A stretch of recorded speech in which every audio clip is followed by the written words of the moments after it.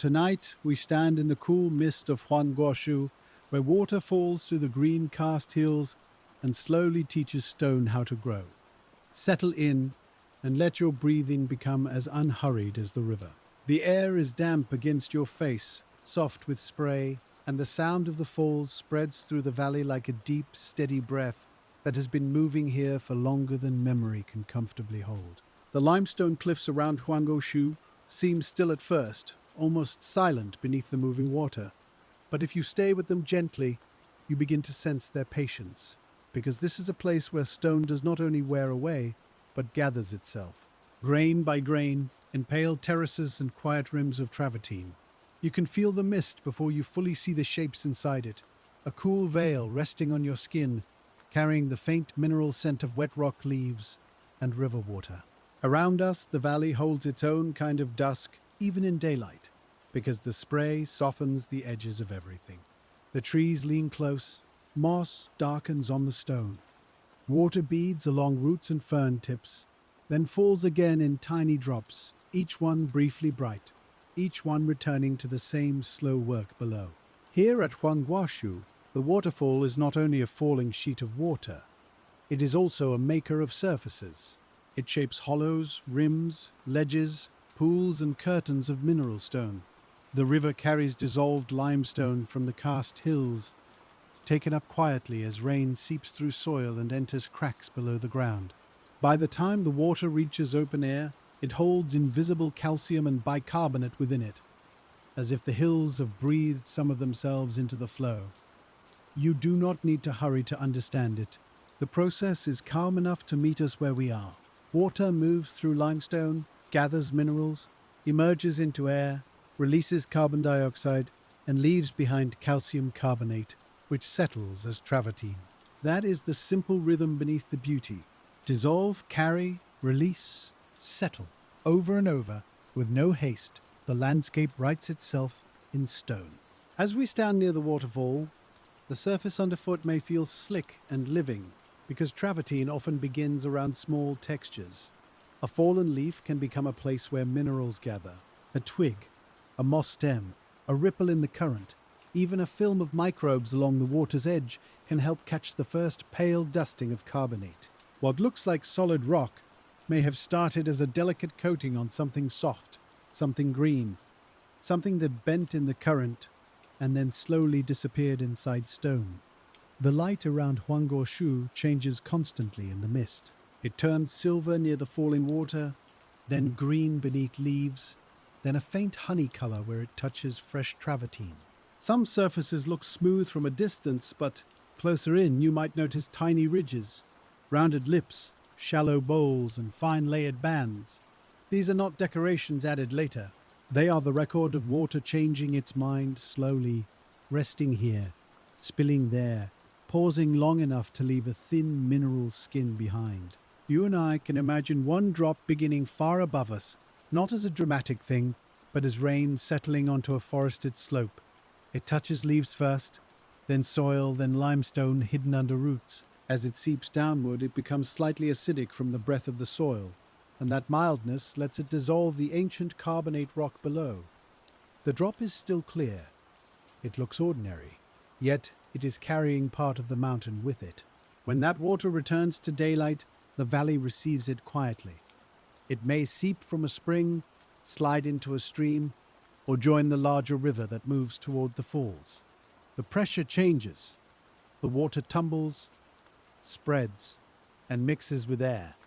Carbon dioxide escapes from it, and the dissolved minerals can no longer remain as they were. Calcium carbonate begins to appear, not in a rush, but as a fine pale presence, settling across the surfaces that the current touches. Travertine is often described as if it were a thing already finished, but here, near Huangguoshu, it is better to think of it as a slow conversation between water and air. The water gives up what it has carried. The air receives what the water releases. The stone appears in the middle, soft-looking at first, then firm, then layered with other seasons of water passing over it. Each layer is thin, but the valley has time, and time is the quiet power here. Not force, not speed, just return. The river returns to the same ledges, the spray returns to the same moss, and the mineral water returns to the same rims of stone. You begin to notice how peaceful that repetition feels, as if the whole place is breathing in a cycle too large to hear all at once. Even the waterfall, with its steady voice, becomes soothing when you let it widen around you. The Travertine near Huangguoshu forms most clearly where water is broken into movement. A smooth underground stream may carry minerals invisibly for a long distance, but once it reaches a cascade, pool edge, or shallow terrace, the chemistry begins to shift. The water thins into sheets. It ripples over stone. It catches air. With each small disturbance, carbon dioxide leaves more easily, and the pale carbonate can settle more readily into place. You can picture the river sliding over a low rim, so shallow that the water barely covers the stone. It glimmers there, clear and cold, moving in a sheet no thicker than your hand. Beneath that sheet, travertine grows by almost unseeable increments. A mineral film forms, then another. The edge rises slightly. Water pools behind it, then spills forward again, and the terrace becomes a little more certain of its shape. This is how a landscape can seem both fluid and built. The water is always moving, yet the minerals it carries are always leaving small traces of stillness behind. In places, those traces become steps. In other places, they become curtains, lips, basins, or smooth, pale shelves. At Huangguoshu, where karst geology has already made the land porous, hollowed, and responsive to water, travertine feels like another expression of the same quiet relationship. The karst hills around us are made from limestone laid down long ago, when ancient seas covered regions that now stand as green mountains and river valleys. Shells, skeletons, and carbonate mud gathered in marine waters, then hardened over immense time into rock. Later, uplift and erosion brought those rocks into the air. Rain entered them, cracks widened, caves formed, springs emerged. The old sea became hills, and the hills began giving their minerals back to moving water. That thought can rest gently in the mind. You are standing beside a waterfall in Guizhou, hearing the steady fall of fresh river water, while the stone beneath it carries the memory of older seas. Huangguoshu is not separate from that deep history. It is one of the places where the past becomes visible again, not as a museum piece, but as wet stone under moss, as pale mineral terraces, as a soft rim forming at the edge of a pool. The sound here is layered. The main fall gives a low, continuous roar, but near your feet there are smaller sounds that arrive when you listen softly. A trickle threads through leaves, water taps from root to rock. A shallow runnel whispers over travertine. Somewhere behind the mist, droplets strike a hidden pool with the calm, irregular rhythm of rain. None of it needs to be separated. It all belongs to the same slow making. As we move in imagination along the edge of the water, the air cools a little more. The spray gathers on your eyelashes. The stone beside the path is dark where it is wet, pale where minerals have built a dry lip, and green where moss finds enough softness to hold. Travertine often has this gentle partnership with living surfaces, because algae, bacteria, and plants can influence where carbonate settles, catching particles and changing the water chemistry in small local ways. There is a tenderness in that, if you let it be tender. Stone does not grow here by rejecting life, but often by forming around it. A mossy thread becomes a guide. A microbial mat becomes a quiet surface for mineral crystals. A leaf stem changes the current just enough for carbonate to gather in its shadow. Over time, the soft thing may vanish, but its shape remains faintly remembered inside the stone. You can see why this process belongs in a sleep story. It asks nothing fast from you. It rewards attention without demanding effort. The same water that shapes cliffs also rests in shallow pools. The same mineral chemistry that sounds technical on a page becomes, here, a soft whitening at the lip of a stream. You do not have to grasp it tightly. You can simply drift with the idea that the earth is always becoming itself, even while it appears still. And as we follow the water lower through Huangguoshu, the valley opens and closes around us like a slow breath, letting the waterfall's voice fade behind leaves, while smaller terraces begin to take shape in the quieter channels ahead. The quieter channels remember the waterfall in miniature, carrying its white breath into narrow bends, where the water slows and spreads across the stone. You can follow them with your eyes, seeing how each little streamlet chooses a line through moss, roots, and pale mineral edges. Here at Huangguoshu, the grand curtain of water becomes many smaller voices, and each one is still part of the same patient formation. The Travertine does not need a vast fall to begin. It only needs mineral-rich water, open air, and time enough to settle. As we drift beside these shallow runnels, you may notice how the water looks almost weightless where it passes over the newest stone. It is clear enough to reveal every rib and hollow beneath it, yet restless enough to wrinkle the light. The sound is gentler now, a close whisper instead of a valley-wide roar. The air smells of wet leaves and clean limestone. Beneath your imagined hand, the Travertine would feel cool, uneven, and faintly porous, like stone that remembers having once been foam. The porosity is part of its story. Travertine can grow around bubbles, stems, moss filaments, and small spaces where water has lingered. As calcium carbonate settles, it does not always make a solid block at once. It gathers in crusts, films, and tiny crystals, leaving little openings behind. In places where water pours strongly, the surface may become smoother and denser. In calmer pockets, it may look more delicate, almost like a sponge turned into stone. You and I can pause at one of these small terraces and imagine it beginning with almost nothing. A shallow lip forms where the stream spills over a low edge. That lip slows the water behind it, just enough to hold a thin pool. The pool releases carbon dioxide, and the minerals begin to fall out of solution. The rim rises, the pool deepens, and the water finds a new overflow. Slowly, the landscape repeats the gesture. That repetition is everywhere in Huangguoshu if you look softly. One pool becomes another, one rim becomes the beginning of the next. The waterfall may seem like the most powerful shape in the valley, but these quiet terraces show another kind of power, one made from return and slightness. You see it in the pale edges, in the green films, in the way shallow water catches the sky. The stone is being written without ink, line by line. Below this, the water changes again, and we follow it toward places where movement and stillness meet more gently. The channel widens, and the sound opens with it. No longer a thread, but a soft, broken murmur over many small ledges. You can imagine stepping carefully along a damp path nearby, with cool mist settling into your sleeves and the scent of limestone rising after every breath. Huangguoshu sits within a larger karst world, where water has always found secret ways through stone. Above us, cliffs and forested slopes hold moisture. Beneath us, the rock is crossed by hidden roots. Karst landscapes are made by water with patience. Rain does not simply run off limestone as it might run over harder, less soluble rock. It enters cracks, joints, and bedding planes, moving down through soil where it gathers carbon dioxide from roots and decay.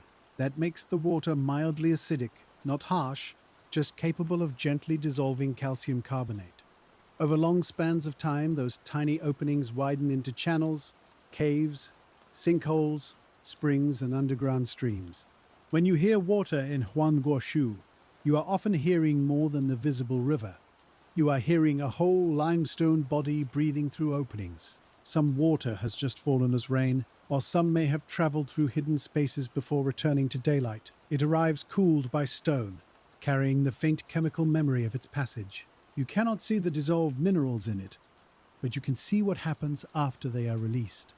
At the surface, the chemistry becomes visible in pale traces. The water touches air, spreads thinly, warms slightly, tumbles or flows over plants. Carbon dioxide escapes. Calcium carbonate begins to crystallize. The process sounds simple when spoken plainly, yet in the valley it feels almost devotional, because the same transformation happens everywhere at once in different scales. A film forms on moss. A rim grows around a pool. A ledge thickens under falling spray. You may find comfort in how invisible things become visible here. The mineral load of the water cannot be seen during its underground journey, and yet it arrives as stone, almost like a quiet thought taking form after a long silence.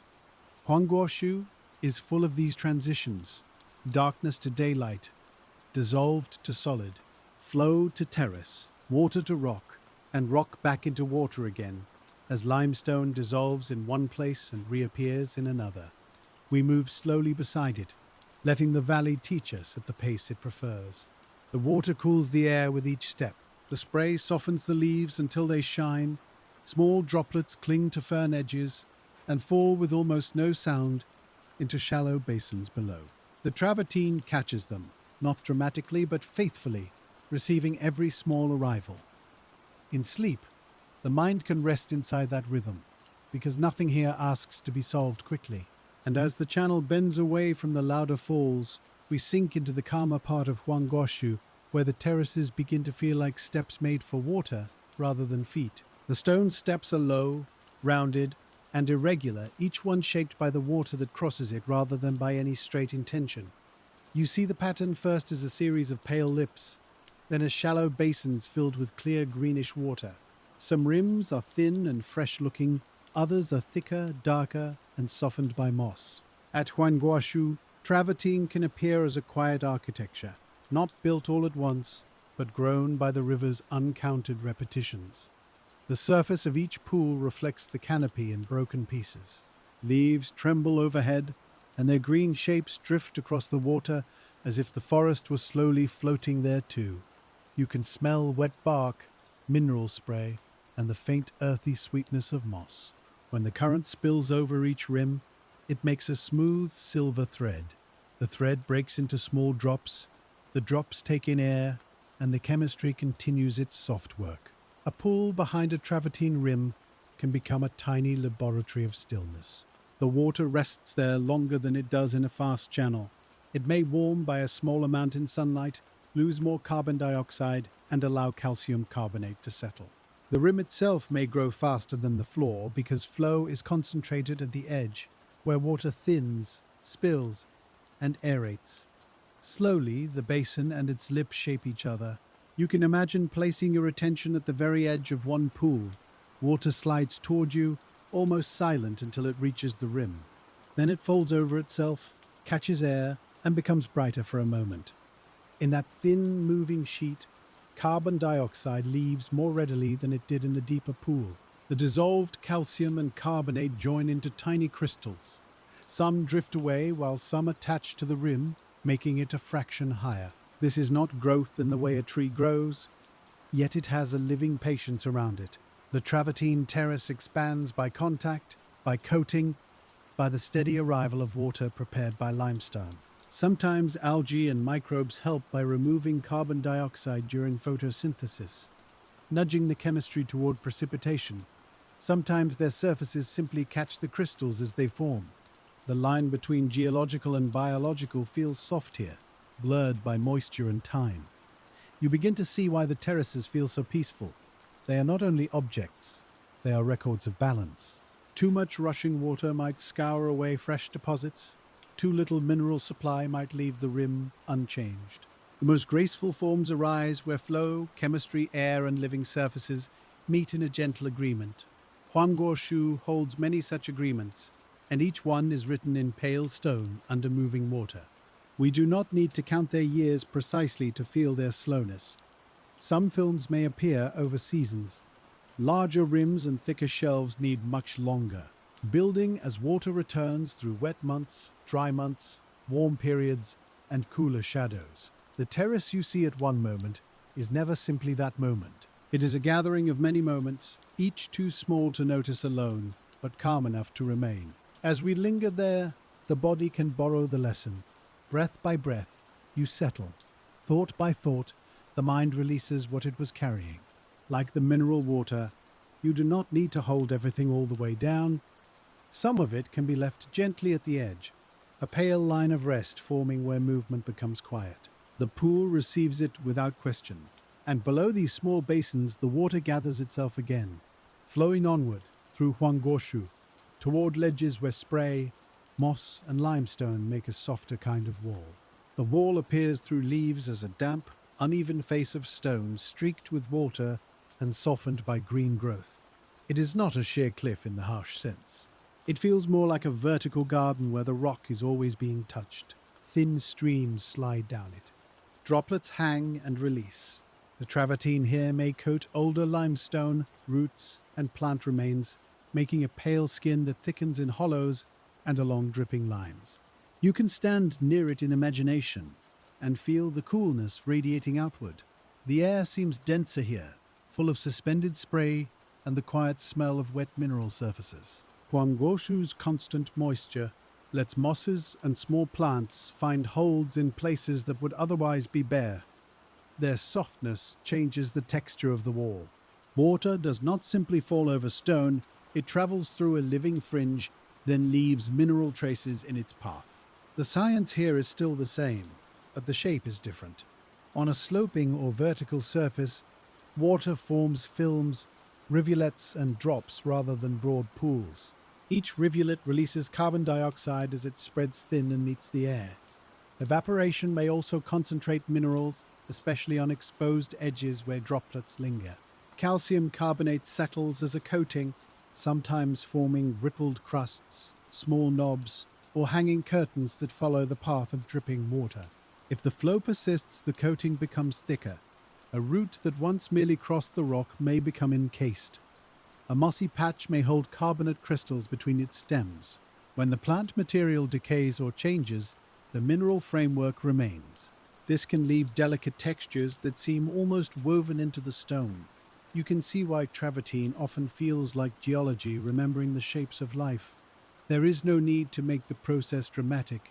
It is intimate enough as it is. Drop after drop passes over the same surface, and each drop has been altered by the limestone it touched underground. The wall receives them in silence. Some water evaporates, some flows onward.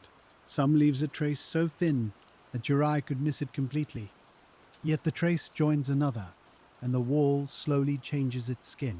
In Huangguoshu, the great waterfall draws attention from far away, but these quieter wet walls hold a more private beauty. You have to come close in your mind. You have to let your gaze settle on the small differences between dark wet rock and pale new mineral. There may be tiny terraces no wider than a finger, little scallop shelves catching droplets before letting them fall. Each shelf is a pause in the descent. The sound here is softer than at the main falls. It is a hush of trickles, the tapping of drops, the low breath of the valley moving behind leaves. You can almost feel the pace of formation in the sound because nothing strikes hard and nothing hurries away. The water keeps returning to the same channels. The travertine keeps accepting the smallest additions. The wall becomes a record of persistence without strain. Your own breathing can slow with it. You inhale the imagined coolness, and you exhale as if mist were leaving the body. The stone does not ask to be seen all at once. It lets the eye wander. Pale ridges, green moss, black wet seams, silver water, soft brown leaves caught in a hollow. Everything is held together by moisture, and moisture is held by the valley. And as we move beneath this dripping wall, Huangguoshu leads us toward the springs and hidden waters that feed the visible formation from behind the stone. Before water becomes a terrace, it often spends time out of sight. It passes below roots, through soil, and into the limestone mass, where darkness and pressure guide it along narrow spaces. You can imagine that underground journey as quiet and cool, with no sunlight on the water, only the touch of stone on every side. Huangguoshu's surface beauty depends on these unseen passages. The waterfall, the terraces, and the pale mineral edges all begin in that hidden contact. Limestone is generous to water because it is soluble in a mild, patient way. Rainwater absorbs carbon dioxide from the air and much more from the soil, where roots and small organisms breathe. This creates carbonic acid, a gentle acid that can dissolve calcium carbonate from the rock. As water moves through cracks, it enlarges them slowly, taking dissolved calcium and bicarbonate along with it. The water does not look changed, but it is carrying a future deposit. When that mineral-rich water emerges into open air, conditions shift. The pressure is different. The temperature may change. The water may begin to lose carbon dioxide, especially if it is stirred, splashed, or spread thin. In response, calcium carbonate can precipitate, forming the travertine surfaces we see. The hidden and visible worlds are tied together by this reversible motion, limestone dissolving below, travertine forming above. You can hold that cycle gently in the mind. Stone becomes water's burden, then water becomes stone's maker. Nothing is lost in a sharp way. Everything changes place. In Huangguoshu, this exchange is written through the Karst Valley, where caves, springs, falls, and terraces belong to one continuous system. The landscape feels ancient because it is always moving through forms that are older than any single season. The springs themselves, where they appear, can feel almost secret. A clear flow may come from beneath a bank, from a crack in pale rock, or from the base of a shaded slope. The water there is often cool to the touch, having been held away from the sun. It may carry no foam, no color, and no visible sign of its dissolved minerals. Yet, after it runs over open stone, the first pale films begin to show. You and I can sit beside such a spring in imagination, hearing it enter the day with a small, steady voice. The smell is clean and mineral, touched by wet earth. Leaves lie dark in the water, their edges softened. A thin line of carbonate may form around them, making a light outline before the leaf breaks down. Even decay is quiet here, folded into the making of stone. That is one of the gentle truths of travertine. It often preserves absence as much as presence. A stem coated in carbonate may disappear later, leaving a hollow tube. A moss mat may shift, but its texture can remain in the mineral crust. A bubble may leave a pore. The stone becomes full of small rooms where something once interrupted the water. It is a geology of contact, not emptiness. At Huangguoshu, where water is abundant and limestone is near, those contacts happen everywhere. The main falls create spray, the side channels create terraces, the damp walls create crusts and curtains. Springs create new mineral beginnings. The whole place can be understood as a broad, breathing edge between the underground and the open air, with travertine forming wherever that edge becomes calm enough to keep a trace. As we follow the spring-fed water outward, the surface brightens again, and the hidden chemistry returns to the visible valley as a pale sheen under shallow currents. The sheen can look like light at first, as if the sun has caught the bottom of the stream and refused to let go. But when you look longer, you see that some of the brightness belongs to the stone itself. The new travertine may be cream, ivory, honey, or faintly grey, depending on water chemistry, organic matter, and the minerals present. In Huangguoshu, those colors rest beneath clear water and wet green moss, soft enough to seem almost breathing.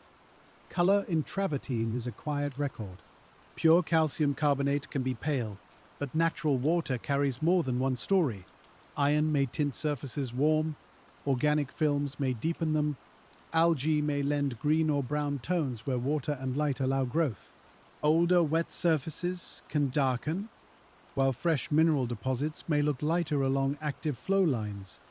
You are seeing chemistry, biology, and time layered into a single muted palette. The texture changes with the water's mood. Fast, thin flows can make smooth, banded surfaces. Drips may make rounded beads or small pendant forms. Pools may make rims and shelves. Microbial mats can create wrinkled or tufted textures as carbonate forms around them. You can touch the idea of it without touching the stone, feeling how the valley has many ways of holding the same mineral process. The water keeps speaking as it passes over these surfaces. A shallow sheet makes a silky sound. A drop from a moss strand makes a soft ticking in a basin. A narrow fall over a travertine lip makes a fine continuous thread of noise. Together they create a quieter echo of the main Huangguoshu waterfall, as if the great fall has been divided into many small lullabies across the rock. In a place like this, even brightness feels cool. The pale stone underwater does not glare. It glows gently through ripples, with the green canopy moving across it in broken reflections. You may notice how the light softens at the edges of each terrace. The water bends it. The mineral surface scatters it. The mist thickens the air. Nothing is sharp for long. This softness is not a lack of detail.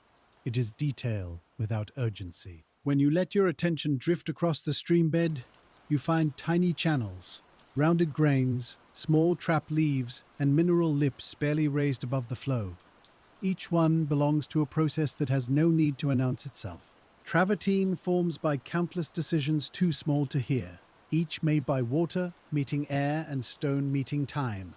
We can stay with that thought for a while. The world is often imagined as changing through upheaval, but Huangguoshu reminds us that change can also arrive as a coating thin as breath. It can arrive while water whispers. It can arrive while moss grows. It can arrive while a pool holds the reflection of a leaf. The valley is not rushing toward completion. It is simply continuing. And as the stream slides over another pale rim, we move farther into the terraced calm, where the water's path becomes a chain of bowls, each one holding a little sky. The bowls gather light in different ways. Some are shaded and green, with their surfaces quiet beneath overhanging leaves. Others catch a pale opening in the canopy and glow from within. At Huangguoshu, these small travertine basins can feel like resting places for water during its descent, each one delaying the flow for just long enough to let the chemistry deepen. You can imagine the river breathing through them, pause after pause after pause. The rim of each bowl is the most active edge. Water approaches from behind, spills over, and thins into a moving sheet. That thin sheet loses carbon dioxide readily, allowing calcium carbonate to form along the lip. As the lip grows higher, the basin behind it can hold slightly more water, which changes the depth, residence time, and overflow pattern. The terrace is shaped by its own growth, a small feedback repeated through the valley. This feedback is gentle, not forceful. A rim rises by a fraction, and the water responds.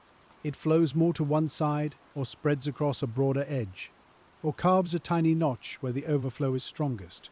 Deposition and erosion remain close companions. Fresh carbonate forms where conditions favor it, while moving water may wear or dissolve other parts. The result is not perfect symmetry, but a natural balance of curves. You can see those curves as soothing because they have been made without impatience. The bowls do not look engineered. They look accepted into place. Their edges are rounded by flow, their interiors softened by sediment, their surfaces crossed by reflected leaves. If a small insect skims the water, the ripples move outward and touch the travertine rim, then fade. Even that faint motion feels included. The smell near these basins is quieter than near the falls. There is less spray and more wet earth. You may notice the scent of decomposing leaves in the cleanest possible way, not heavy, but forested and cool. The air rests low over the water. The stone holds the chill. If your hand hovered near the surface, you might feel the temperature difference between damp shade and open air. Life gathers around the pools in small forms. Moss clings to wet rims. Algae tint submerged surfaces. Tiny invertebrates may shelter in the films and edges, feeding where organic material collects. Birds or insects may pass through the valley above, but our attention stays low and calm, with the water and its quiet mineral work. The life here does not interrupt the geology, it participates in it. Microbes especially matter in these carbonate environments. Some microbial communities can influence precipitation by altering carbon dioxide levels, trapping particles, and providing surfaces where crystals begin. They form thin living films over stone and sediment, invisible from a distance, yet important to texture and deposition. When you see a wrinkled or laminated travertine surface, you may be seeing the memory of water chemistry and microbial life together. There is something restful in knowing that small life can shape stone without effort or intention. It lives where water allows it to live. It receives light, chemistry, and flow. In doing so, it changes the surface beneath it. You do not need to turn that into a lesson. It is enough to let it be a quiet companionship between the living and the mineral, held in the cool basins of Huangguoshu. And as we sink past these reflective bowls, the terraces begin to blur into one another, leading us toward places where old travertine rests beneath new water. Older travertine has a different presence. It may be thicker, more weathered, and less bright than the newest deposits along active flow lines. You can sense it beneath moss, under shallow sediment, and along abandoned rims where water once passed more often than it does now. At Huangguoshu, The water does not always keep to one exact path forever. Channels shift, floods adjust edges, vegetation grows, a terrace can become quieter while another begins nearby. This makes the landscape feel layered in time as well as stone. A pale, active rim may sit beside a darker, older shelf. A dry crust may show where water formerly spilled. A pool may fill with sediment and leaves, while a new overflow starts lower down. The valley is not a finished staircase. It is a slow, changing network of flow, deposition, rest, and renewal. You can imagine kneeling beside an older shelf and seeing its surface partly hidden by moss. The stone would still hold the rounded forms of water, but the active shine might be gone. Its pores could be filled with fine sediment. Small roots might cross it. The scent would be earthier there, less like spray and more like shaded forest after rain. The travertine has not disappeared. It has become part of the ground. This resting phase is as important as formation. Geology is not only the moment of visible growth, it is also the long interval when a surface supports moss, catches leaves, or waits beyond the main current. Sometimes older travertine may be eroded by later water. Sometimes it may be buried by sediment. Sometimes new carbonate may coat it again. The valley keeps reusing its own forms. The word slow can feel too simple for this. It does not mean nothing happens. It means that many things happen at a pace broad enough to seem still. Water changes direction. Minerals settle. Plants colonize. Crusts thicken. Edges break down. Pools fill and clear again. Huangguoshu holds all of that motion inside a soundscape that can still lull the body into rest. As we look across old and new surfaces together, you may feel the comfort of not needing to separate them sharply. The fresh pale rim, the mossy shelf, the wet hollow, and the leaf-filled basin are all phases of one continuing process. The landscape is not trying to preserve one perfect form. It allows change to move through it as softly as water over stone. There is a human tenderness in that, though we do not need to make the place human. It is peaceful to imagine being allowed to change without urgency, to be bright in one season, shaded in another, covered, uncovered, altered, and still part of the same valley. The travertine at Huangguoshu carries that quiet feeling because it forms through acceptance of what arrives. And as the older shelves sink behind us in the green dampness, the current draws us onward toward the wider voice of the main waterfall, where spray turns chemistry into a fine mineral breath. Near the main fall, the air becomes full again. You feel it first as coolness on the face and a soft pressure in the ears, because the sound fills the space so completely that silence becomes something inside the sound. Huangguoshu's falling water breaks into countless droplets as it meets ledges, air, and the pool below. Each droplet has a surface. Each surface can exchange carbon dioxide with the air. The waterfall is movement, but it is also exposure. This is why cascades are often favorable places for carbonate deposition. The water is aerated intensely.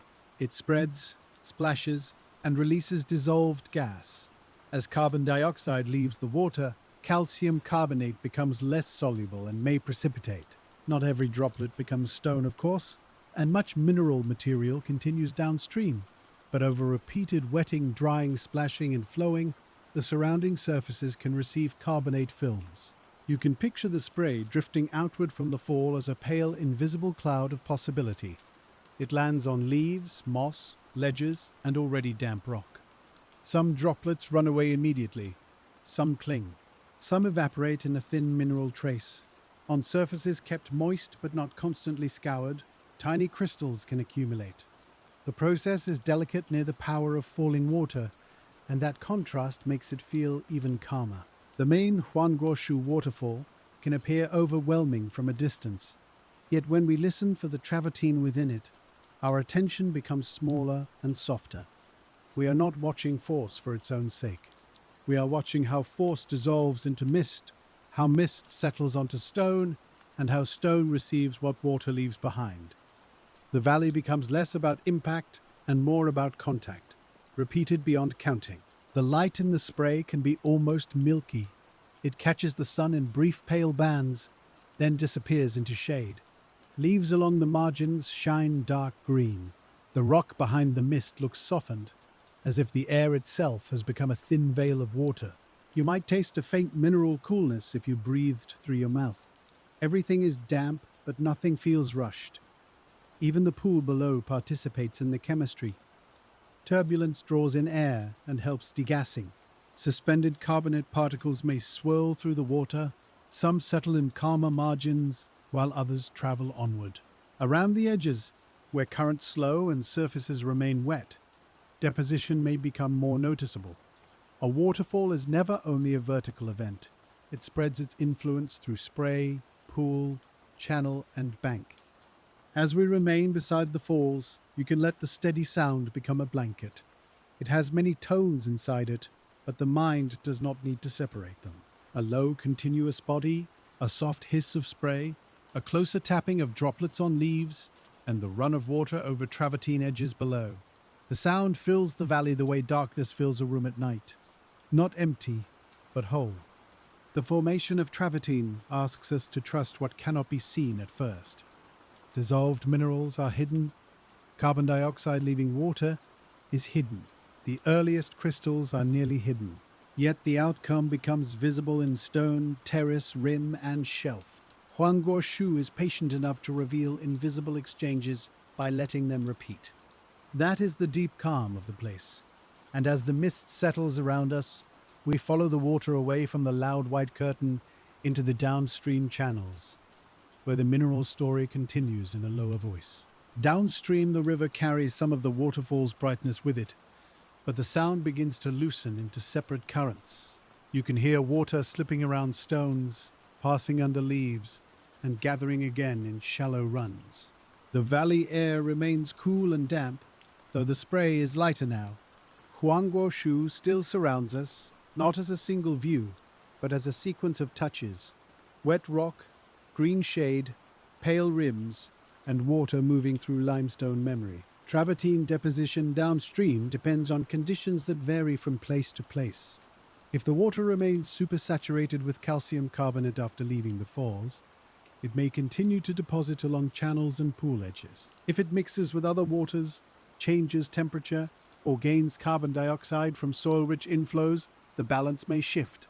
This is part of why natural travertine landscapes are textured and uneven, growing in some places while pausing in others. You can think of the water as carrying a quiet threshold. Above that threshold, carbonate can settle out. Below it, the minerals remain dissolved. The threshold is affected by carbon dioxide, temperature, turbulence, evaporation, biological activity, and the availability of surfaces. None of these factors acts alone.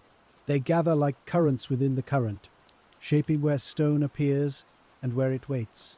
Along a downstream bend, the outer bank may be more energetic, while the inner margin is calmer.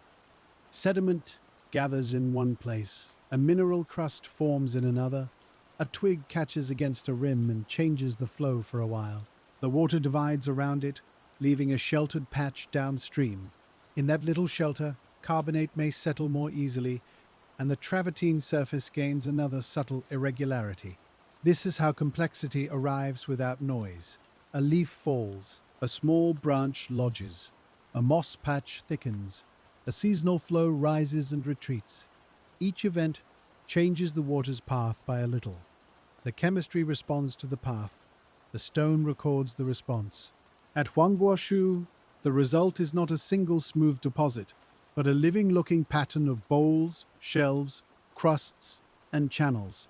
You may notice that the water's clarity changes with depth and movement. In shallow places, the pale bottom brightens every ripple. In deeper pockets, the water turns green or tea-colored, with reflected leaves and suspended organic matter. Where tiny carbonate particles drift, the flow can look faintly cloudy, like diluted milk. The eye relaxes into these changes because they are gradual, held inside the same cool atmosphere. There is also a softness in the way sediment joins the story. Fine particles settle in pools, covering older travertine floors with a thin layer of silt or organic matter. Later, water may clear them away, or carbonate may cement some of them in place. The boundary between loose sediment and solid stone is not always abrupt. It can be a slow passage from softness into firmness. Your body, resting somewhere far from this valley, can follow that passage. The bed holds you the way a pool holds settled silt. Breath moves over you like shallow water. Thoughts that were suspended begin to fall out of motion. Nothing needs to be forced down. It is enough to let the current slow and let the mind become clearer as it becomes quieter. And as the downstream channel curves through Huangguoshu, we move with it into the shaded places where light grows green and travertine forms under a softer cover. The shade changes the feeling of the water.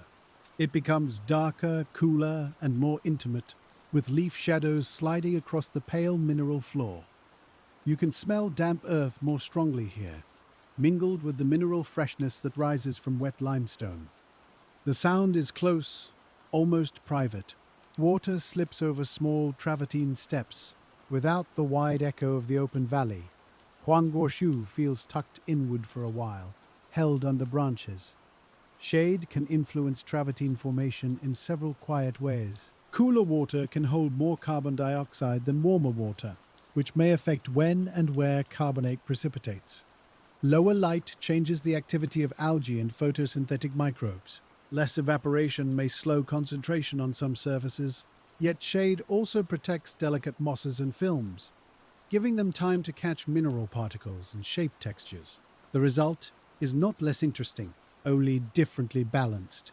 You can see this balance in a shaded run where moss grows thick along the edges. The water enters softly, threads between green cushions, and leaves pale mineral traces around them. Moss can slow the flow near its stems, creating tiny pockets where particles settle. It also offers surfaces for carbonate crystals to attach. Over time, parts of the moss may be coated or replaced, leaving behind a textured travertine crust. The green color itself feels restful. It lowers the light. It cools the eye. Ferns, moss, and wet leaves make the stone seem less separate from life. At Huangguoshu, this is one of the gentle beauties of travertine. It is not bare geology standing apart from the living valley.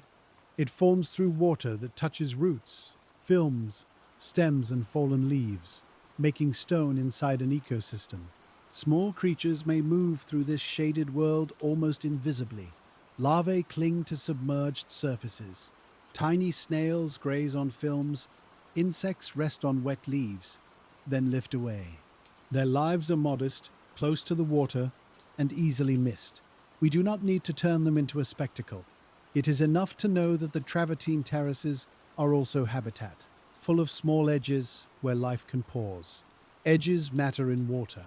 A pool edge has different flow from the pool center. A moss edge catches more suspended material than bare rock. A travertine rim creates shelter below it and shallow water above it. Each edge offers a slight change in light, oxygen, current, and food. In a quiet ecosystem, these small differences become places where different lives can fit. You and I can let our attention rest on one mossy rim. Water darkens the green until it is almost black at the base, then brightens it at the tips where droplets gather. Beneath the moss, pale carbonate thickens. The rim feels both alive and mineral, soft and hard, temporary and enduring.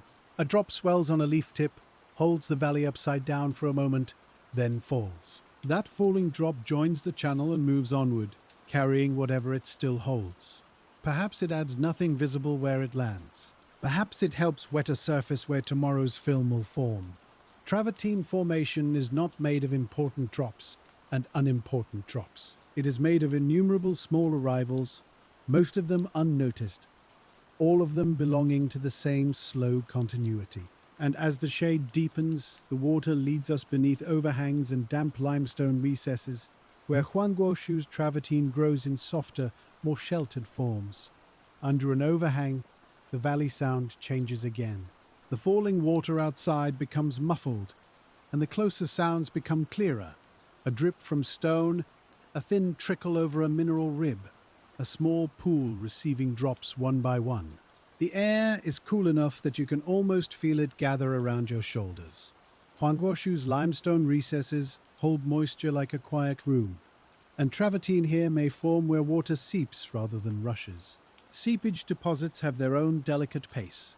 Water emerges through pores, cracks, or bedding planes in the rock, often as a film or a line of droplets. Because the flow is slow and exposed to air, carbon dioxide can leave gradually, while evaporation may concentrate dissolved ions. Calcium carbonate may then coat the surface around the seep. Over time, this can create smooth, flowstone-like layers, small curtains, or rounded crusts. You can imagine a thin, wet line shining on the underside of a limestone lip. A droplet gathers there slowly, swelling as more water arrives from within the rock. While it hangs, it touches air on every side.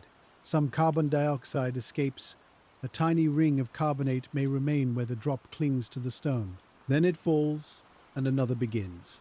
The process is almost too quiet to notice, yet quiet processes can be profoundly shaping. A dripping ceiling in a cave can make stalactites and stalagmites over long time. A wet overhang near a waterfall can make delicate carbonate curtains. A seep on a shaded wall can build a smooth mineral coat. Huangguoshu's visible travertine belongs to this broader family of carbonate deposition, shaped by the same gentle chemistry that works in caves and springs. The sheltered surfaces may look more polished than exposed terraces because the water moves as thin films rather than turbulent sheets. In other places, they may be rough and nodular, depending on flow paths, impurities, and microbial films. You see small variations everywhere once your eye slows down. A pale streak, a rounded knob, a darker wet seam, a dry edge where yesterday's water left a faint mineral line. There is a special calm in watching droplets form. Each one seems to hold time in miniature. It gathers, waits, trembles, and lets go, but not suddenly in the mind, because the next drop is already beginning. The interval becomes part of the sound. You can breathe with it if you like, inhaling while the drop grows, exhaling as it falls into the small pool below. The pool beneath the drip may be clear and still, except for the circle that spreads after each fall. Around its edge, a pale ring can form where water levels shift and carbonate settles. If the drip continues for years, that ring may thicken. If the water path changes, the ring may become a remnant, a memory of a former rhythm. The stone records presence and absence with equal patience. In this sheltered place, the outside world feels distant. The main waterfall is still there, but softened by rock and leaf. The air smells of damp stone, old water, and the faint green scent of moss in low light. Your imagined feet are steady. Your breath is slow. We are still inside Huangguoshu, still following the formation of Travertine, but now at the scale of a single drop. And as that drop falls and widens into quiet rings, we move from the sheltered recess back toward the open flow, where seasons change the amount of water passing over the stone. Seasonal water gives the Travertine a changing pulse. In wetter times, more water may pour through the channels, over the rims, and across the terraces, refreshing surfaces and expanding the active zones of deposition. In drier times, flow may thin into threads, exposing some shelves to air while keeping others damp. Huangguoshu does not form in a perfectly constant state. It forms through recurring differences, each one absorbed into the stone. During wetter periods, the sound of the valley grows fuller. The air carries more spray, pools may overflow widely, and the water may reach surfaces that were dry before. More turbulence can increase CO2 loss, but stronger flows can also scour delicate deposits if they become too energetic. The balance shifts from one ledge to another. Some places build, some places wait. Some are gently reworked. In drier periods, the smaller channels may grow clearer and quieter. Thin films of water can continue to deposit carbonate on exposed surfaces, especially where evaporation concentrates minerals. Pool edges may show pale rings. Mosses may hold moisture longer than bare stone. The reduced flow allows certain textures to remain undisturbed. The valley lowers its voice, but the formation does not simply stop. You can picture the same travertine rim in both seasons. In wet months, water crosses it in a broad, shining sheet, hiding the fine detail beneath motion. In dry months, only a few threads pass over the lip, and the pale crust becomes visible, ridged, and porous. A leaf caught there in one season may be coated by the next. A small notch, cut by stronger flow, may guide water for years. This is why travertine landscapes often feel alive in their patterns. They respond to rainfall, groundwater supply, vegetation, temperature, and flow. The forms are stable enough to endure, yet open enough to change. At Huangguoshu, the valley does not freeze one version of itself. It keeps negotiating with water, and water keeps bringing the chemistry of limestone back to the surface. For a sleepy mind, this seasonal rhythm can be especially gentle. It says that change does not have to be abrupt to matter. A wetter day, a drier week, a cool morning, a warmer afternoon, a fallen branch, a shift in seepage, each can matter a little. The travertine receives those differences without alarm. It lets them become texture, thickness, color, and curve. The senses follow the seasons too. Imagine the wet seasons full of mist, cool on your cheeks, with leaves shining in every channel speaking at once. Then imagine a quieter dry interval, when the same terraces are more exposed. The stone is warmer in patches of light, and the water moves in narrower silver lines. Both belong to Huangguoshu. Both help write the same slow mineral script, and as the seasons pass through the valley, we descend further into time itself, where each layer of travertine holds a record too fine for hurried eyes. A travertine layer can be very thin, sometimes only a film, and yet it marks a moment when water chemistry allowed stone to appear. Another layer forms over it, perhaps with a slightly different color or texture. Then another. Over time, the deposit becomes laminated, a stack of quiet conditions pressed together without violence. At Huangguoshu, these layers may not always be easy to see from a distance, but they are part of the formation's inner memory. Layering happens because the environment changes. Flow strength varies. Mineral concentration shifts. Microbial mats grow and are buried. Organic matter enters and decays. Seasonal changes alter water temperature and carbon dioxide balance. Each variation can leave a subtle difference in crystal size, porosity, color, or fabric. Travertine is not just stone. It is a written record of water's changing circumstances. You can imagine a fresh surface being coated by a pale mineral film during a calm period. Later, stronger flow passes over it, smoothing some areas and adding denser carbonate to others. A season of abundant moss may leave a more porous, textured layer. A clearer, faster channel may leave a smoother band. The deposit thickens, not as a simple block, but as a layered memory of many moods. This memory is not meant for haste. If you were to look too quickly, you might only see pale rock. But if you slow down, the surface begins to reveal differences. Faint stripes, tiny cavities, darker organic bands, delicate ridges and rounded flow lines. The stone asks for the same pace that made it. That is part of why it belongs so naturally in a calm night narration. There is comfort in layered time. A single day does not have to carry everything. It becomes one thin addition among many. A breath, a thought, a little release, a returning quiet. The travertine at Huangguoshu is formed by countless moments that would seem insignificant alone. Together they make terraces that hold water, guide streams, and brighten the valley floor. Scientific instruments can read some of these layers in ways the eye cannot. They can reveal chemistry, isotopes, growth rates, and environmental shifts. But tonight, we stay with the gentler understanding. The stone is layered because water returned. It changed slightly and returned again. It brought minerals, met air, and left a trace. That is enough to rest with. When you imagine your hand above the surface, not touching, just hovering, you may sense the cool, wet air rising from it. The layers beneath are firm, but their origin is fluid. They are the memory of movement made still. That paradox is soothing. It means rest does not have to mean emptiness. Rest can be full of what has passed through. And as the layers deepen below the visible surface, we drift back into the present flow, where water continues to shape the next layer without announcing itself. The present layer may be forming right now in a place no one is watching. A thin film of water crosses a small ledge. A faint mineral haze attaches to a moss stem. A droplet evaporates at the edge of a shaded pool. Huangguoshu continues its slow work in corners, margins, and surfaces that do not ask for attention. The landscape is large, but much of its making is intimate. You can imagine the newest carbonate as something almost tender. It is not yet the firm terrace we picture when we say travertine. It may begin as microscopic crystals, soft coatings, or fragile accumulations held together by water and living films. If flow changes suddenly, some of it may be removed. If conditions remain favorable, it can strengthen and thicken. The beginning of stone is more delicate than stone seems. This delicacy makes the valley feel quieter, not weaker. It reminds us that large forms often begin with vulnerable surfaces. A terrace rim that now guides water may have once been a thin line of mineral grains. A pale shelf may have begun as a coating around moss.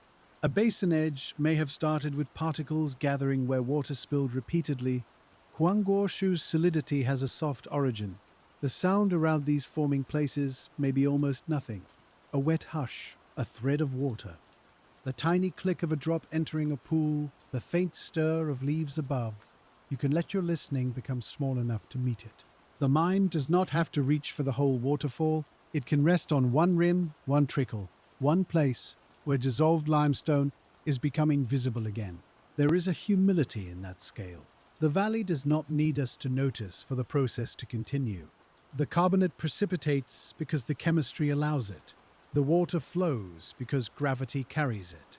The moss grows where moisture holds. We are simply guests in the awareness of it, drifting through with enough quiet to appreciate what has always been happening. And still, the act of noticing changes the feeling. When you know that stone is forming in the thin film beneath the water, the whole surface becomes more alive to the imagination. Every ripple is no longer just a ripple. It is part of an exchange between river, air, limestone, and time. Every pale edge becomes a resting place for a process too slow to startle. Your breath can follow that exchange. Inhaling, you imagine cool mist entering gently. Exhaling, you imagine the water releasing carbon dioxide into open air. The body understands release more easily than explanation. It knows what it means to carry something for a while, then let it go. The travertine forms in that release, and the night around you can soften with it. And as release becomes stone along the quiet margins, we follow Huangguoshu's water into a broader view of the karst hills that supply the minerals from every side. The hills around Huangguoshu rise in green shapes, their limestone bodies clothed in forest, shrubs, and wet soil. From a distance they may seem still and self-contained, but within them water is always moving. Rain enters fissures, roots guide moisture downward. Tiny underground channels join larger ones. Springs emerge where the rock allows. The travertine near the falls is the visible edge of a much wider karst circulation. Karst is a landscape made porous by dissolution. Instead of water staying only on the surface, much of it travels through the rock itself. This creates hidden drainage networks that can be complex and shifting. A storm on one slope may feed a spring somewhere lower. A dry surface may have water moving beneath it. The hills are not solid in the simple way they appear. They are crossed by quiet pathways. You can think of these pathways as the valley's inner breath. Water enters with rain and leaves through springs, streams, seepage, and falls. Along the way, it dissolves limestone and carries the ingredients for travertine. This does not happen in a single line. It happens through a network, with different waters mixing, slowing, speeding, and emerging at different times. Huangguoshu's terraces are born from that unseen gathering. The soil above the limestone matters too. It is full of roots, microbes, decaying leaves, and carbon dioxide from biological activity. Water passing through it becomes chemically prepared to dissolve carbonate rock. The forest does not simply sit on top of the geology. It helps condition the water that enters it. In this way, leaves high above can influence pale mineral rims far below. That connection feels beautifully quiet. A leaf falls in the forest. It decays into the soil. The soil enriches the water with carbon dioxide. The water dissolves limestone. The limestone travels invisibly in solution. Later, near Huangguoshu's open air and moving falls, that dissolved material becomes travertine. The forest, the hill, the hidden channel, and the terrace all belong to one slow sentence. The senses widen with the hills. You can smell rain held in soil. You can feel the coolness of shaded limestone. You can hear distant water. Not one stream only, but many small movements hidden by leaves. The light is soft under the canopy, and the air has that damp green weight that makes every sound seem closer.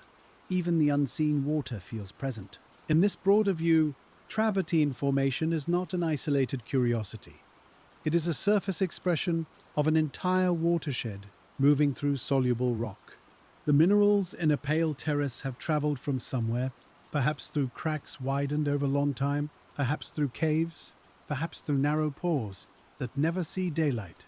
When we look at one travertine rim, we are also looking at the journey of the hills, and as the hills continue to feed the springs, we return to the water's edge, where the river gathers those hidden journeys into visible flow again.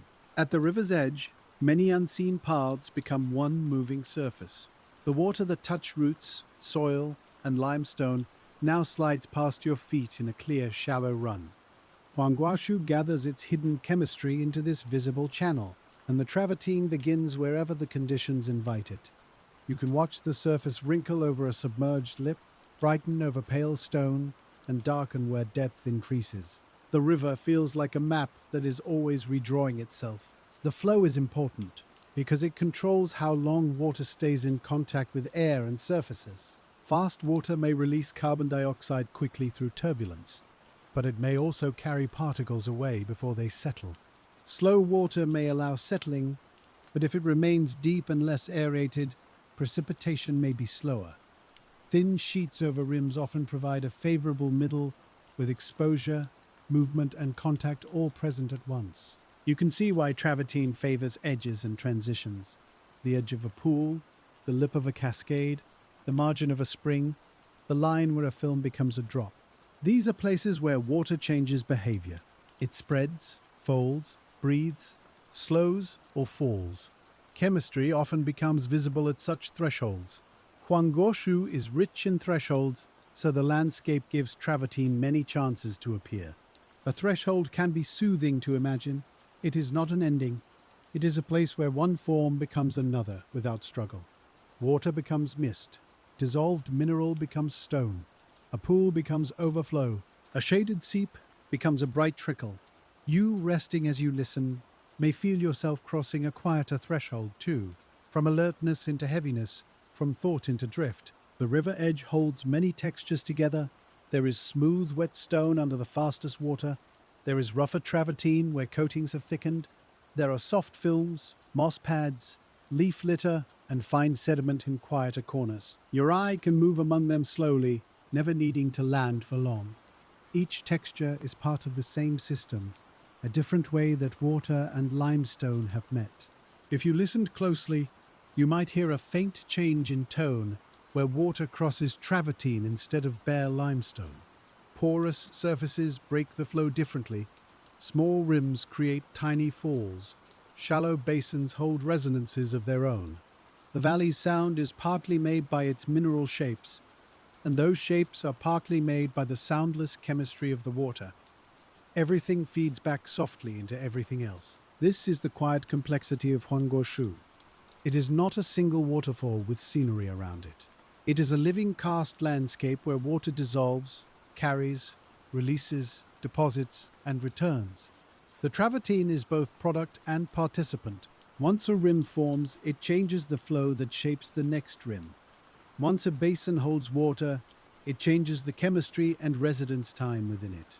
The landscape becomes its own slow collaborator, and as the river's edge continues onward, we follow the pale mineral lines into places where the water grows shallower, warmer, and more finely divided across the stone. Shallow water feels especially close to the making of travertine. It spreads sunlight, air, and mineral contact across a broad, thin surface. You can see each small movement clearly. The ripple bending around a pebble, the film slipping over a pale shelf, the eddy turning a leaf slowly in place. At Huangguoshu, shallow runs can be some of the most active and beautiful places because the chemistry is happening almost at the surface of perception. In very shallow flow, carbon dioxide can exchange with the atmosphere readily. The water is exposed, stirred, and often warmed slightly by light when shade allows. If it is already rich in dissolved calcium and bicarbonate, Those changes may push it toward calcium carbonate precipitation. The result can be a thin, bright coating that grows over the stream bed, especially where surfaces are stable enough to hold it. The warmth here is gentle, not hot. It is simply the difference between water under deep shade and water moving over a sunlit shelf. You can imagine the stone beneath the current holding a faint mildness, while the water over it remains cool from springs and spray. The contrast is subtle, but landscapes are made of subtleties. A little warmth, a little degassing, a little surface texture, and the mineral balance shifts. Algae may become more active where light reaches the water.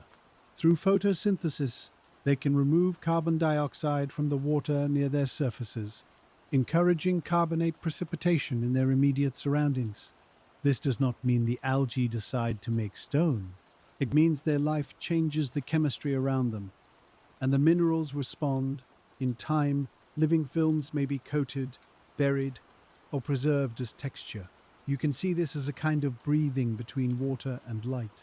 The algae use light. The water loses carbon dioxide. The carbonate settles. The stone records the presence of sunlight in a mineral way. Huangguoshu's travertine is therefore not only shaped by falling water, but also by green light in shallow channels, by the daily movement of shade, and by the quiet work of microscopic life. The shallow shelves invite the eye to slow down. A faint milky film may drift above the bottom. A tiny ridge may cast a thread-like shadow. The current may reveal the rim only when a ripple thins. If you were half asleep, you might not name any of these details, but the feeling would still reach you. Water moving gently over pale stone, making more pale stone beneath itself. There is no sharp boundary between seeing and resting here. The details become rhythmic. Ripple, ledge, moss, pool, leaf, pale line, clear water. Not as a list to wake the mind, but as a slow sequence carried by the current, you can let each image pass without holding it. Huangguoshu continues forming whether we count the images or not. And as the shallow water spreads thinner across the stone, we drift toward the quiet mineral crusts at the margins, where wetness comes and goes with the smallest changes in flow. The margins are places of alternation.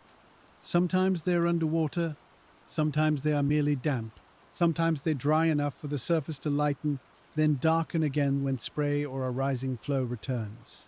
At Huangguoshu, these changing wet edges can gather carbonate in fine crusts, because evaporation, degassing, and repeated wetting all leave their marks. The stone here may look pale and powdery in dry moments, then glow when water touches it again. Repeated wetting and drying can emphasize mineral deposition. When water spreads across a margin and then retreats or evaporates, dissolved ions become concentrated, and carbonate may remain as a crust. Later, new water can add another layer, dissolve a little, or redistribute particles. The result is a surface that has been visited many times, each visit leaving something small behind or taking something small away. You can imagine a travertine edge just above a shallow pool. Mist reaches it. Overflow reaches it during wetter hours. Sun reaches it briefly through leaves. The surface grows a faint rim, then a textured crust. Tiny cracks may appear when it dries.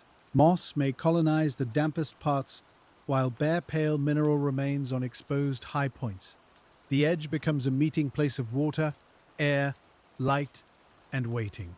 These margins often hold the most subtle colors: cream where fresh carbonate has dried, gray where moisture remains, green where algae or moss stay active, brown where leaves have rested and released organic matter. The colors are muted, but together they make the surface feel warm and quiet. You do not need bright color for beauty. Sometimes the softest palette gives the mind the most room to settle. The touch of such a margin would be cool if damp, chalky if dry, and uneven under the fingers. We do not touch it in this narration because the imagined distance keeps the formation undisturbed, but we can sense the texture. Porous crust, smooth film, moss-soft edge, water-polished lip. Each texture lets the mind slow down into the physical world, away from sharp thoughts and toward the patience of material things. Huangguoshu's travertine margins also remind us that formation is not confined to what is submerged. Spray zones, damp ledges, seep lines, and pool edges all contribute. Water does not need to be deep to be powerful in this quiet way. A thin film can carry chemistry. A droplet can leave a ring. A moist surface can grow a mineral skin. This is a peaceful kind of abundance. The valley offers countless small places for stone to gather. Not all of them will become large terraces. Some remain as faint crusts. Some are eroded. Some are covered by moss and soil. But each one belongs to the same generosity of mineral water passing through limestone and returning to air. And as the damp margins fade back into flowing channels, we continue downward through Huangguoshu, following the carbonate story into the places where small disruptions guide new growth.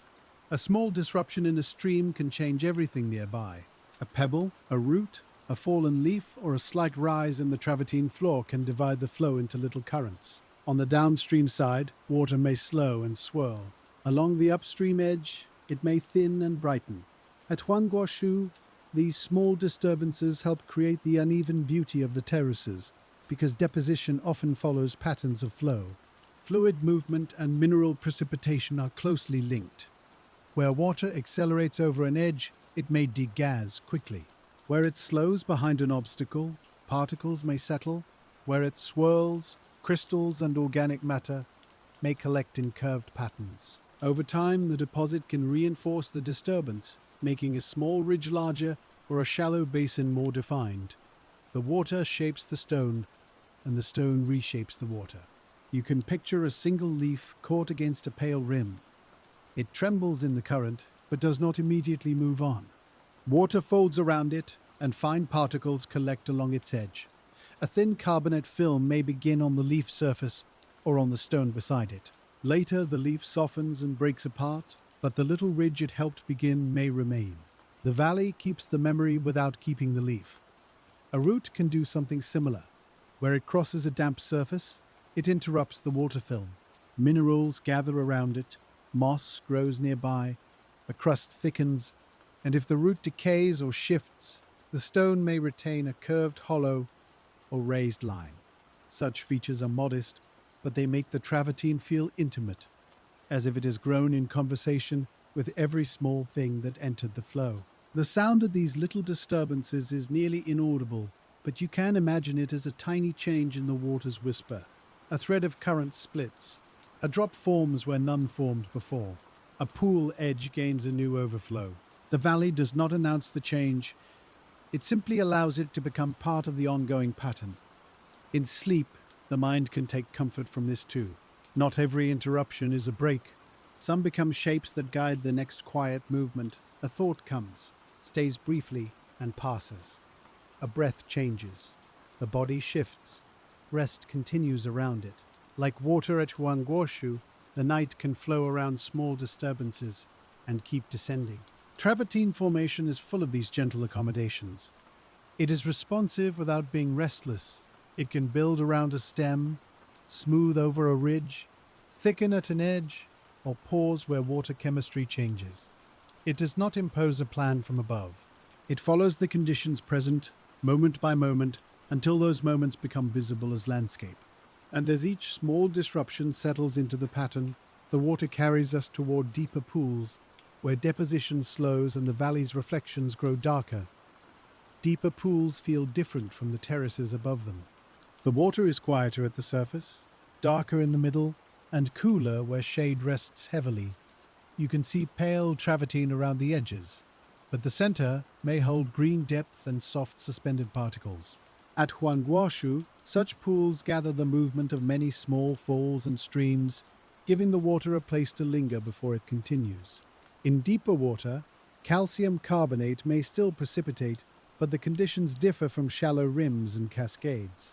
Less surface area is exposed to air relative to volume, so degassing may be slower. Particles can settle from suspension if the water is calm. Fine carbonate mud may accumulate on the floor, sometimes mixing with organic matter and other sediment. The active growth may concentrate along edges, inflows, outflows, and shallow shelves. You can imagine looking into one of these pools from a shaded bank. The surface reflects leaves, but below the reflection, the water shifts into green. Pale ledges appear near the margin, then fade with depth. A few bubbles rise slowly and vanish. The smell is cool and vegetal, with the mineral scent softened by stillness. The sound of falling water is nearby, but rounded by the pool's calm. The pool holds time differently from a cascade. A cascade exposes water quickly and moves it onward. A pool receives, slows, and clarifies. Suspended particles settle. Leaves sink. Fine sediment gathers in low places. Around the margins, travertine rims may grow where water overflows or where waves lap gently against the edge. The pool becomes a quiet sorting place between motion and rest. Reflections add another layer of calm. The forest appears upside down, trembling slightly with every ripple. The pale travertine rim holds the edge of that reflected world. When a drop falls from a leaf, the reflection opens into rings, then closes again. Nothing is startled. The pool absorbs the motion. It returns to its dark green quiet. There may be life along these edges too. Small fish may hover in calmer water. Invertebrates may graze along mineral surfaces. Microbial films may line submerged stone. Plants rooted nearby may trail into the water. The pool is not empty, but its life is discreet. It belongs to shade, edges, and slow movement, fitting naturally into the larger ecosystem of Huangguoshu. You and I can linger with the feeling of being held by such a pool, not sinking in a fearful way, but resting in depth. The surface remains above, bright with leaves, while the bottom receives fine material grain by grain. This is another form of formation, quieter than the raised terraces, but still part of the carbonate world. Some stone grows as rims, some settles as mud, some waits in solution. And as the deeper pool overflows at its lower edge, we follow the water again, where stillness tips back into movement, and the next travertine lip begins. The overflow is delicate at first, a smooth curve of water sliding over the lowest point in the rim. It narrows, brightens, and drops into the next run. This small transition may be one of the most important places in the whole pool, because the water is leaving stillness, touching air, and thinning into motion. At Huangguoshu, such outflows are quiet engines of travertine growth, building the lips that shape the pools behind them. At the lip, carbonate can accumulate because degassing is favored by the thin moving sheet. The rim grows where flow is persistent, though not so forceful that fresh deposits are removed faster than they form. Over time, the overflow may migrate, widen, or focus into a notch. A notch can guide more flow, which can deepen it or coat its edges. The form is always negotiating with the current. You can see the edge glowing under the water, pale and smooth in the strongest flow, rougher at the sides where moss and films cling. The sound is a soft pour, almost like water being poured from a bowl into another bowl. A cool breath rises from it. The air carries a faint mineral taste. Each passing second looks the same, yet each second belongs to change. This is one of the beautiful contradictions of Huangguoshu. The repetition feels still, but it is the cause of transformation. The same overflow, repeated through days and seasons, builds the structure that makes the overflow possible. Water returns to a place because stone guides it there, and stone grows there because water keeps returning. The loop is quiet and complete. In geological terms, this is feedback between morphology and flow. In sleepy terms, it is simply a rim learning the shape of water. The scientific truth does not need to be loud. The rim rises by receiving mineral films. The water adjusts to the rising rim. The pool behind it holds a little differently. Downstream, the next surface receives the next flow. The valley breathes downward in steps. You might feel your own awareness becoming stepped like that. A thought rests in one pool, spills over, and becomes softer in the next. A memory rises, touches air, and releases. The body settles deeper into the bed. The narration moves onward, but without leaving anything abruptly behind. Like the water at Huangguoshu, it carries the calm from one level to another. The outflow glimmers for a moment where it catches light. Then it joins the shadowed run below. The travertine lip remains wet and pale, already receiving the next thin sheet of mineral water. There is no final version of it tonight. There is only continuing formation, continuing flow, continuing quiet. And as the overflow becomes a stream again, We drift into the lower channels where the accumulated minerals of Huangguoshu continue their slow descent through stone, moss, and shade. In the lower channels, the water feels more gathered, as though it has carried many small terraces inside itself and now moves with their memory. You can hear it passing over stone in a deeper murmur, less bright than the shallow rims above, but still threaded with little spills and wet edges. Huangguoshu remains close around us, with limestone banks, green slopes, and pale travertine surfaces appearing wherever the flow slows, thins, or breathes against the air. The water here has already changed many times. It has fallen, spread, pooled, overflowed, and gathered again. With every change, some carbon dioxide may have left it, and some calcium carbonate may have settled from it. Yet the river is not emptied of its story all at once.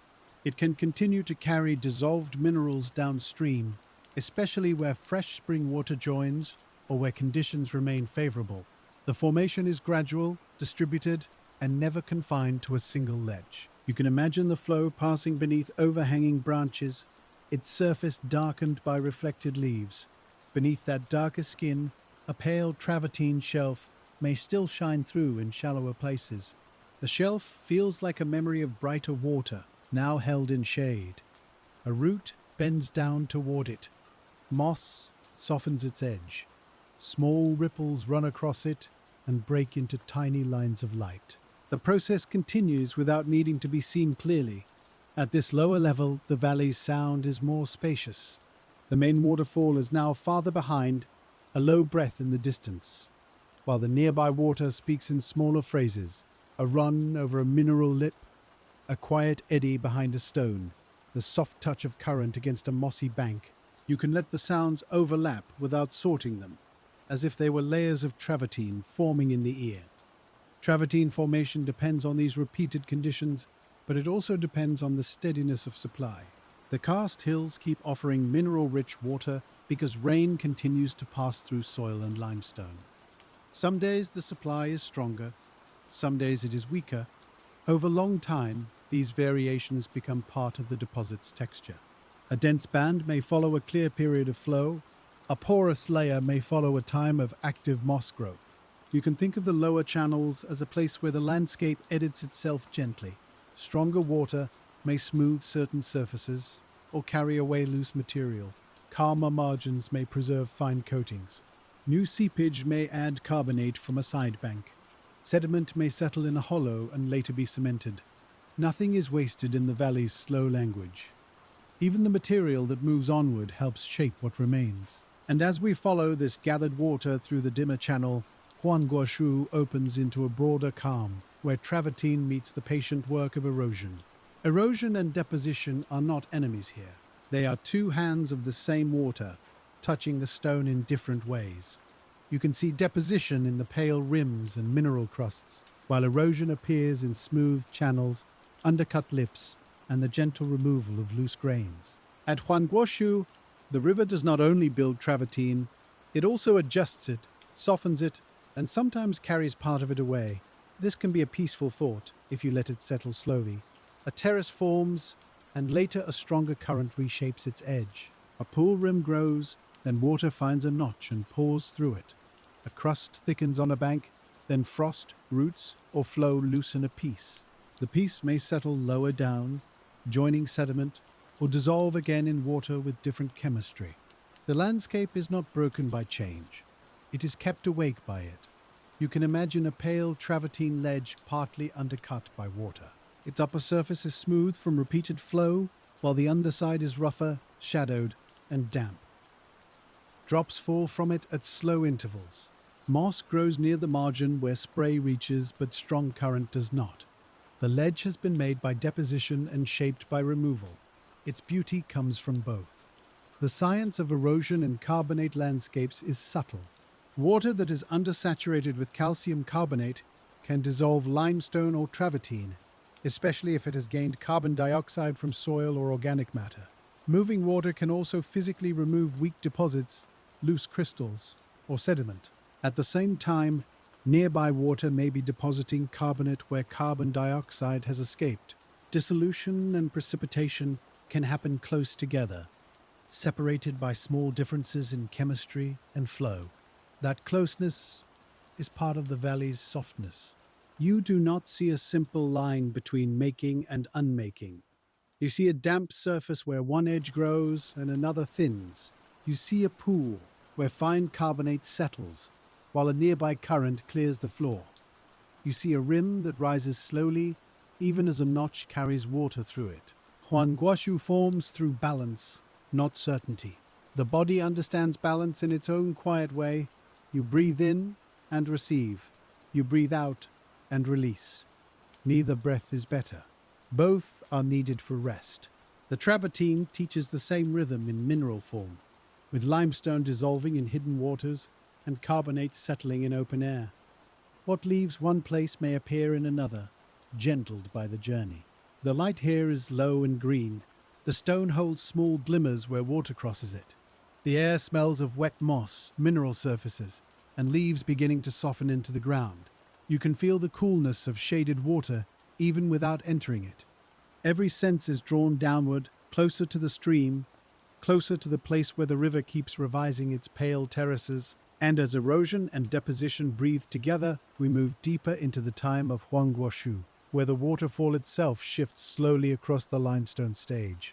A waterfall may look fixed in a single view, especially from a distance, but over a long time it is a moving feature. Water wears at ledges, exploits cracks, removes weakened rock, and changes the shape of the drop.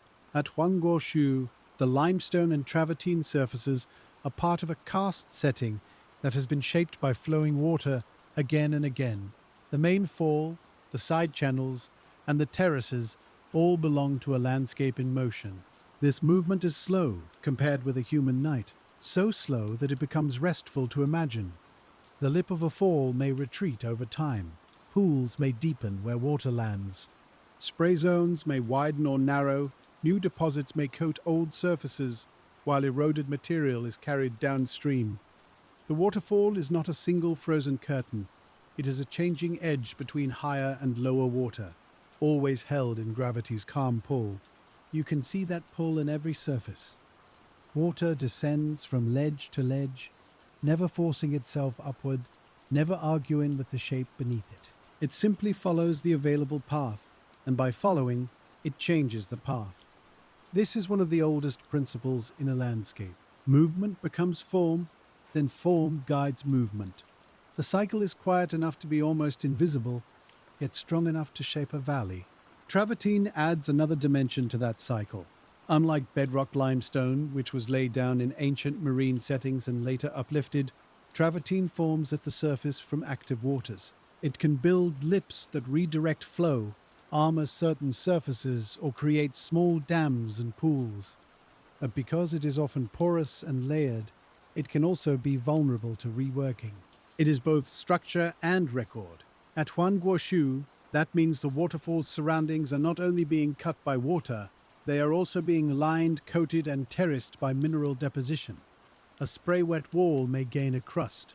A side cascade may build a rim. A shallow outflow may thicken into a shelf. The landscape grows and wears at once, as if the river were both sculptor and plasterer, though in a far quieter, more natural way.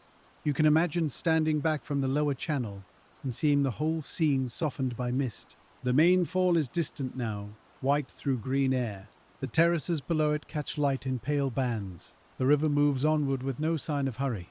Every surface has been touched by descent. Even the stones that seem still are part of water's downward thought. This is not a dangerous downwardness. It is not a fall in the fearful sense. It is a settling, a yielding to gravity, a patient finding of lower places. You can let your own body feel that same yielding, shoulders easing, hands unclenching, breath lengthening. The valley keeps moving downward, and you can move with it, gently, without needing to arrive anywhere. And as the waterfall's long motion continues behind us, we turn our attention to the tiny crystals that make travertine visible, growing quietly where water finally lets them appear. The crystals are small beyond ordinary sight, but their gathering changes everything. Calcium ions and carbonate ions come together when the water's chemistry allows it, forming calcium carbonate in mineral forms such as calcite or aragonite. In many travertine settings, calcite is common, growing as tiny crystals that attach to surfaces or settle as fine particles. At Huangguoshu, these microscopic events become the pale stone our eyes can follow. You can imagine the first crystals forming in a thin water film over moss. They are not dramatic. They do not gleam like gemstones in the mind. They are more like a fine mineral frost attaching to a surface, adding roughness, inviting more attachment. As more water passes, more crystals may join, and the surface becomes a coating. The coating becomes a crust. The crust becomes a ledge. Crystal growth depends on saturation, temperature, dissolved carbon dioxide, surface texture, and impurities in the water. A clean, smooth surface may not gather minerals in the same way as a rough biofilm or mossy patch. Tiny irregularities help crystals begin. Microbial films can change local chemistry and trap particles. The process is detailed, but its mood remains simple. The water is ready, the surface is receptive, and stone begins. If we could slow the world further, almost beyond imagining, we might watch ions leaving solution and taking their places in a growing crystal lattice. But the sleep mind does not need that level of precision. It can rest with the image of invisible mineral presence becoming a pale skin under moving water. The unseen becomes touchable. The dissolved becomes settled. The valley becomes slightly more itself. The texture of travertine comes from how these crystals accumulate. Dense layers may feel smooth and hard. Porous layers may feel open and rough. Fibrous or radiating forms may appear where water flows in particular ways. Laminated surfaces may show fine banding. Every texture is a record of conditions at the time of formation, translated into mineral arrangement. You can place this gently beside the senses. A smooth, wet band reflects light in a clean, silvery way. A rough, porous patch breaks the light into softness. A moss-coated crust feels muted and green. A dry, carbonate edge may look chalky until water darkens it again. These are not separate from the chemistry. They are the chemistry made visible and touchable. Huangguoshu's travertine is therefore not just pale rock beside a waterfall. It is a gathering of countless microscopic attachments, all responding to the flow of mineral-rich water through a limestone landscape. The terraces appear serene because their smallest actions are steady. There is no single moment when they become beautiful. Beauty accumulates there the way calcium carbonate accumulates, quietly and with return. And as those small crystals settle into layers, we drift toward the fine pores within the stone, where air, water, and vanished life leave gentle openings behind. A porous stone holds quiet spaces. Travertine often contains small holes, tubes, and irregular cavities formed by bubbles, plant stems, moss, microbial textures, and the way carbonate precipitates around open water. You can see some pores on weathered surfaces as tiny shadows, darkened by moisture or lined with green. At Huangguoshu, these openings make the stone feel lighter and more delicate than solid limestone, even when it has endured for a long time. The pores are not flaws in the simple sense. They are part of how the stone remembers its formation. A bubble trapped against a mineral film may leave a rounded void.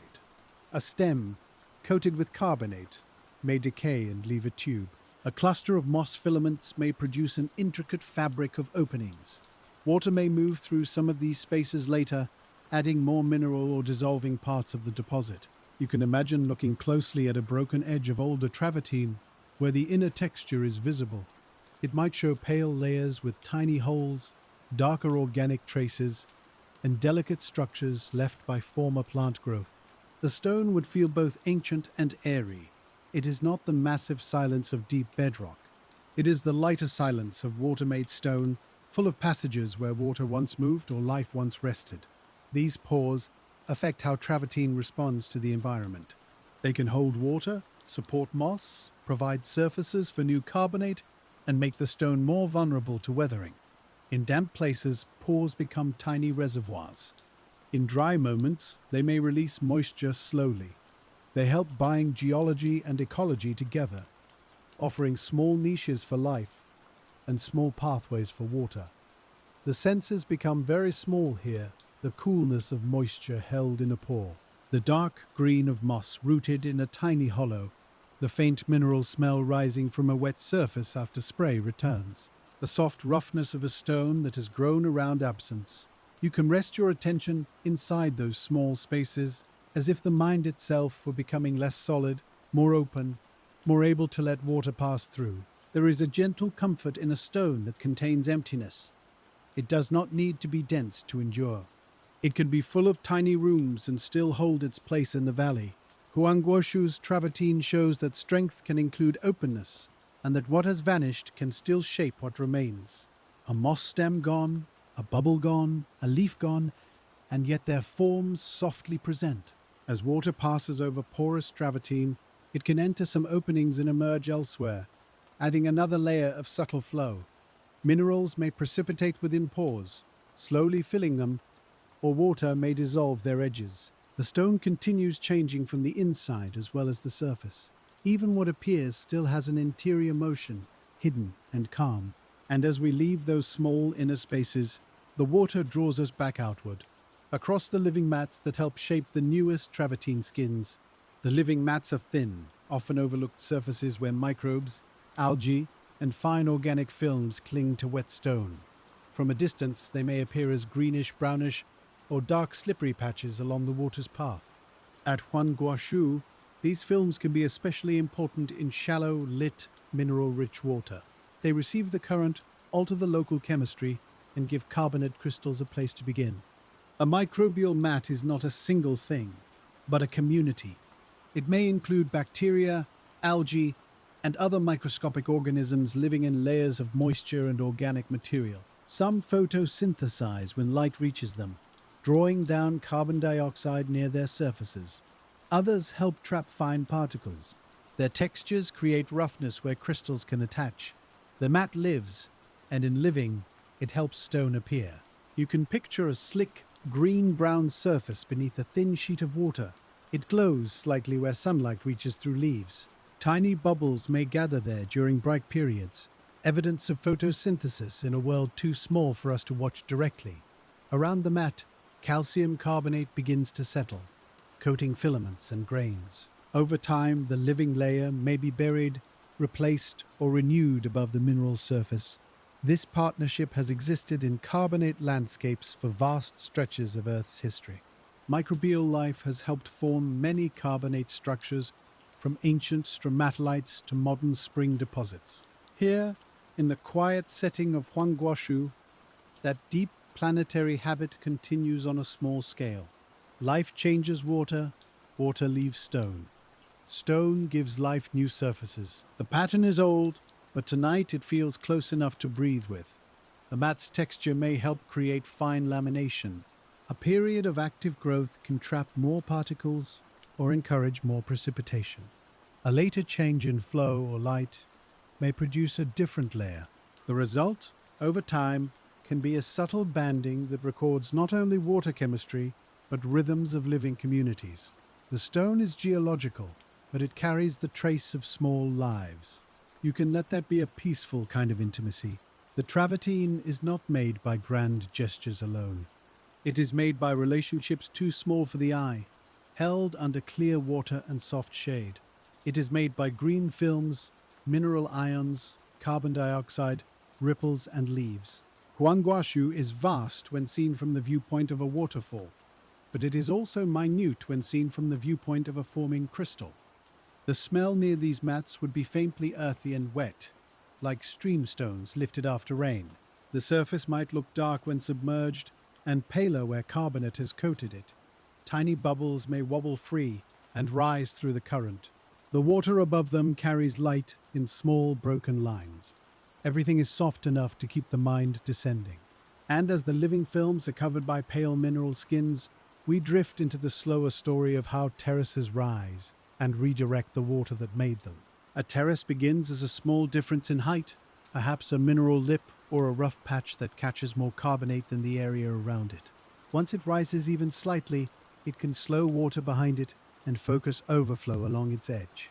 That change encourages more deposition at the rim. Over time, the terrace becomes more pronounced, holding a shallow pool where there was once only a running sheet. Huangguoshu's stepped forms grow from such patient feedback. You can imagine the water learning the new shape. It approaches the rim and rests behind it, even if only for a moment.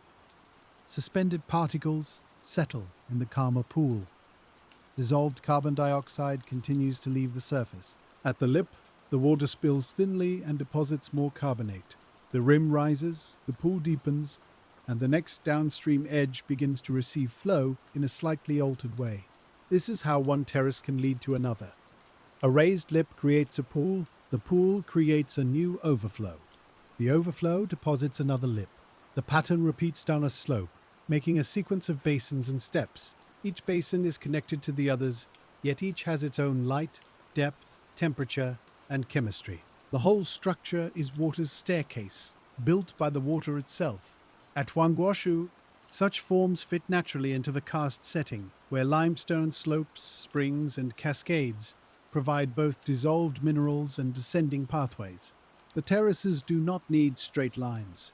They follow irregular ground, obstacles, roots, and older deposits.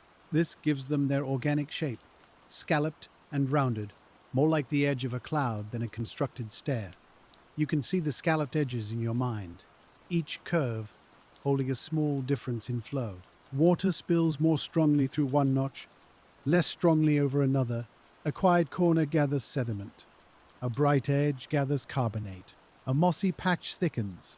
The terrace becomes varied because the water is varied, and because the valley accepts variation as part of its calm design. The sound of a terrace sequence is soothing because it repeats without becoming mechanical. Each small fall has its own tone. One is a thin whisper. One is a soft pour. One is almost silent, just a glassy slide into the basin below.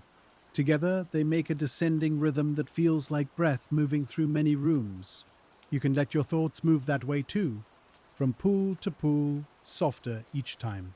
Terraces also hold the sky in fragments. In one basin you see leaves, in another only a pale strip of cloud. In another the water is too shaded to reflect anything but green darkness. The travertine rims frame these reflections gently, their pale edges showing where mineral water has lingered longest. The valley becomes a series of quiet mirrors, each one slowly built by what passes over it. And as the terraces rise through their own repeated overflow, we move into the fine sediments that settle behind them, softening the floors of the pools. Behind a travertine rim, the water often slows enough for fine material to fall from suspension. This material may include carbonate particles, silt, organic matter, fragments of leaves, and tiny mineral grains carried from upstream. In the basins of Huangguoshu, such sediment can gather like a soft bed beneath the clear water. It is not as visible as the bright rim, but it is part of the same quiet architecture. You can imagine looking through the water into a pale floor dusted with fine particles.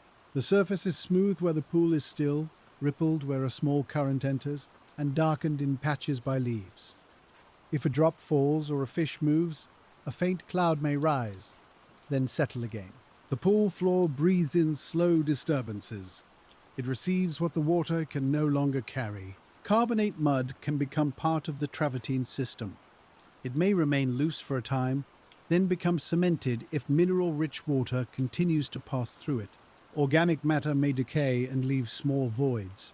Fine laminations may form as different materials settle during different conditions. A basin floor, like a rim, is a record, though its record is softer and more easily changed. The word sediment can sound dry, but here it is a restful thing. It is the falling asleep of particles. Suspended grains lose motion and come to rest. Leaves sink. Tiny carbonate crystals settle into low places. The pool holds them without hurry. In the quietest parts of Huangguoshu, formation is not only upward growth but downward settling, as water lays its burdens gently on the floor. This image can help the listener's body soften. You do not have to keep every thought suspended. Some can settle where they are. Some can become part of the quiet floor beneath awareness. The pool does not examine each particle as it falls. It receives them, and the water clears above. Rest works like that too, slowly, without command. The texture of settled carbonate can be very fine, almost silky when undisturbed. Mixed with organic matter, it may darken, Mixed with coarser grains, it may become speckled. Later, water may compact or cement it. The distinction between sediment and rock becomes gradual, especially in a mineral-rich environment.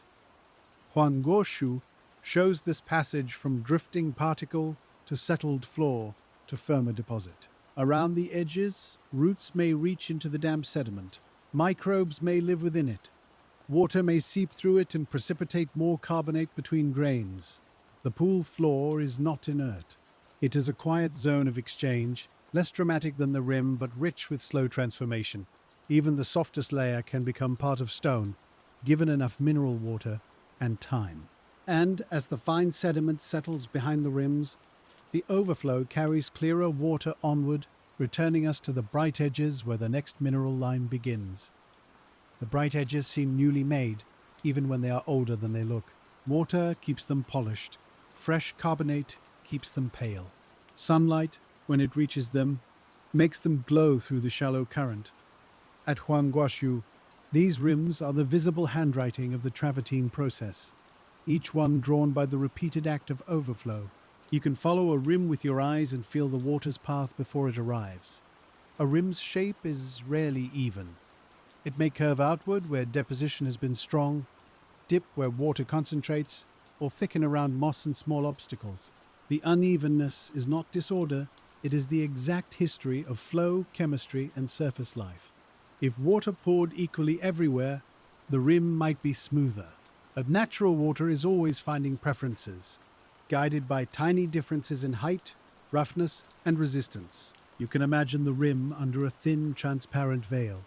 The water passes over so smoothly that the stone looks almost glass-coated. Then, at a notch, the sheet breaks into threads and drops. The sound changes there, becoming brighter and more articulate. Carbon dioxide leaves the agitated water. More carbonate may gather near the lip. The rim becomes both edge and instrument, making sound while it grows. The rim also marks a boundary between two water moods. Above it, the pool is slower, reflective, and still enough to hold leaves. Below it, the water is aerated, quickened, and fresh with tiny bubbles. The same water passes through both moods in a few seconds. The Travertine forms at the transition, where the mood changes. Huangguoshu is full of such gentle thresholds, and that is part of its quiet richness. You and I can rest our attention on the moment water crosses over. It does not resist the edge. It folds itself around it. It becomes thin, then broken, then gathered again below. The body can learn from that soft folding. When a thought reaches an edge, it can spill gently rather than hold itself rigid. The night can carry it onward. In a scientific sense, the rim is a zone of high exchange. Water loses gases, interacts with the atmosphere, and contacts mineral and biological surfaces. In a sensory sense, it is the place where the pool sighs into the next pool. Both descriptions are true. One gives the mechanism, one gives the feeling. Tonight, we let them remain together because Huangguoshu itself holds mechanism and feeling in the same wet stone. The bright edge continues receiving the stream. It does not need to know that it is growing. It grows because the water keeps arriving in the right state, because limestone has dissolved elsewhere, because air is present, because time is patient. The rim is an outcome of relationship, and relationship is the deepest structure in the valley. And as the next mineral line begins below it, we drift toward the plants rooted near the terraces, where leaves, roots, and shade shape the water's path in softer ways. Plants are everywhere near the Travertine, not as decoration, but as part of the valley's functioning. Roots hold soil along banks. Leaves slow rainfall before it reaches the ground. Mosses retain moisture on stone. Ferns create shade over shallow water. At Huangguoshu, vegetation and mineral formation live close together, each influencing the conditions the other receives. The terraces are not isolated from the green life around them. A root near the water can stabilize a small bank, keeping sediment from entering too quickly. It can also divert flow, creating tiny zones of shelter or acceleration. A leaf canopy can cool water by shade, reducing evaporation in some places, and altering light for algae. Fallen leaves add organic matter, which may increase carbon dioxide locally as they decay. sometimes encouraging dissolution rather than precipitation. The system is balanced by many quiet influences. You can imagine a fern leaning over a shallow travertine pool. Its fronds drip after mist gathers on them. Each drop falls into the pool, making small circles that travel to the pale rim. Beneath the fern, light is green and filtered. The water is cool. Moss grows thick on the damp stone. The carbonate deposition here may be slower or more textured than in brighter flow, but it is no less part of the whole. Moss especially seems at home in these wet limestone places. It holds water like a small forest of threads. It softens hard edges and creates surfaces where carbonate can collect. Over time, mineral coatings may stiffen parts of it, preserving delicate textures. New moss may grow over old carbonate. The boundary between plant and stone becomes layered, a quiet mingling of life and mineral. This mingling can produce forms that look almost organic, even after they harden. Rounded cushions, tufted crusts, delicate branching impressions, and porous masses may all reflect the presence of plant or microbial structures during formation. Travertine is sometimes called a rock of living waters, and here that phrase feels gentle, because the water is not merely moving past life, it is forming stone with it. The air under the plants is fragrant in a low, damp way. Wet leaves, moss, soil, limestone, and the faint freshness of moving water blend into one breath. You can feel shade on the skin, cool but not cold. The sound of the main fall is softened by foliage. The smaller channels keep whispering nearby. Huangguoshu becomes less a spectacle than a shelter of water, stone and green. You may notice how the plants change the feeling of time. Leaves grow and fall within seasons. Moss expands slowly after rain.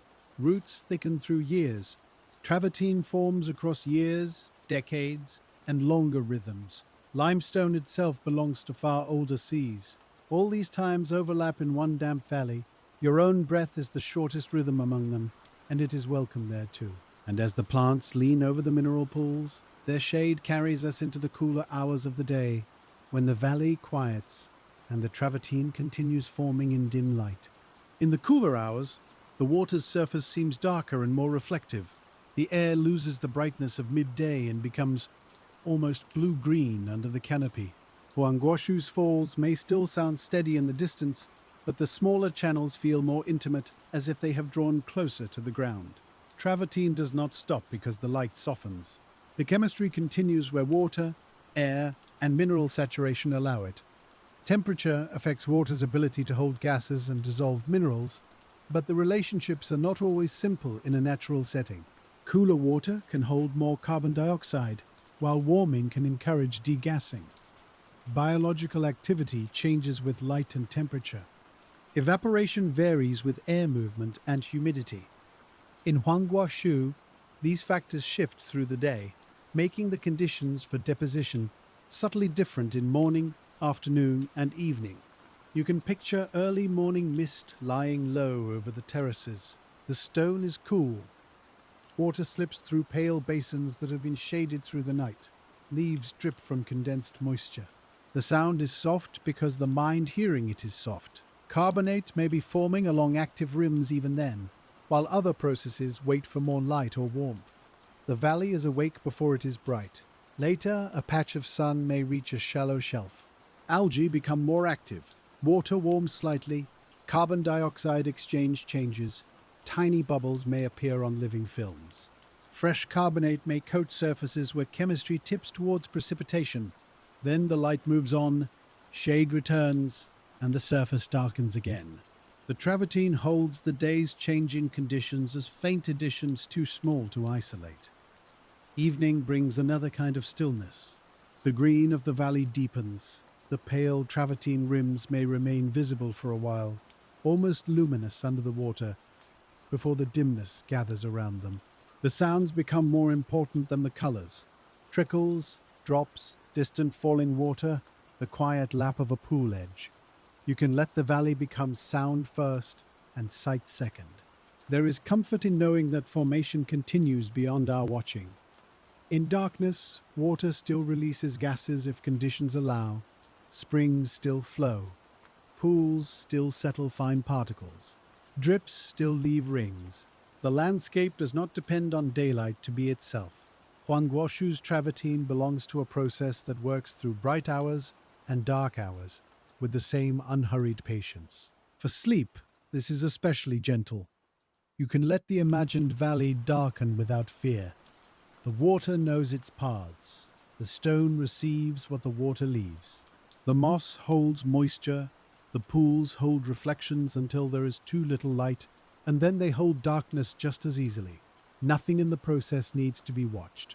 Constantly. Rest is allowed. And as evening settles into the channels, we move with the unseen water beneath the surface again, following the hidden recharge that will return tomorrow as another clear flow. The hidden recharge begins with rain, but rain itself may arrive softly through leaves before it ever touches the ground. Drops strike the canopy, break apart, slide along stems, and fall more slowly to the soil. You can smell that rain in the forested hills around Huangguoshu. The scent of damp leaves, loosened earth, and limestone cooled by water. Some rain runs over land, but much enters the ground, beginning the quiet journey towards springs and falls. In the soil, water changes character. It meets carbon dioxide from root respiration and decomposition. It becomes capable of dissolving limestone more effectively. It threads between grains, around roots, and into cracks in the bedrock below. The journey is not swift everywhere. Some water moves quickly through open fractures, some lingers in smaller pores, some joins deeper flow paths that may emerge much later. You can imagine this underground water in darkness, not as a rushing flood, but as a calm movement through stone. It touches limestone walls. It widens passages grain by grain. It takes calcium and bicarbonate into itself. It remains clear, cool, and unseen. The future travertine is already present there, but only as dissolved potential, carried silently beneath the green surface of the hills. When that water emerges again at Huangguoshu, it enters a world of air and light. The chemistry it gained underground becomes unstable in the open. Carbon dioxide begins to leave. Calcium carbonate begins to form. The hidden path becomes visible as pale stone along a channel.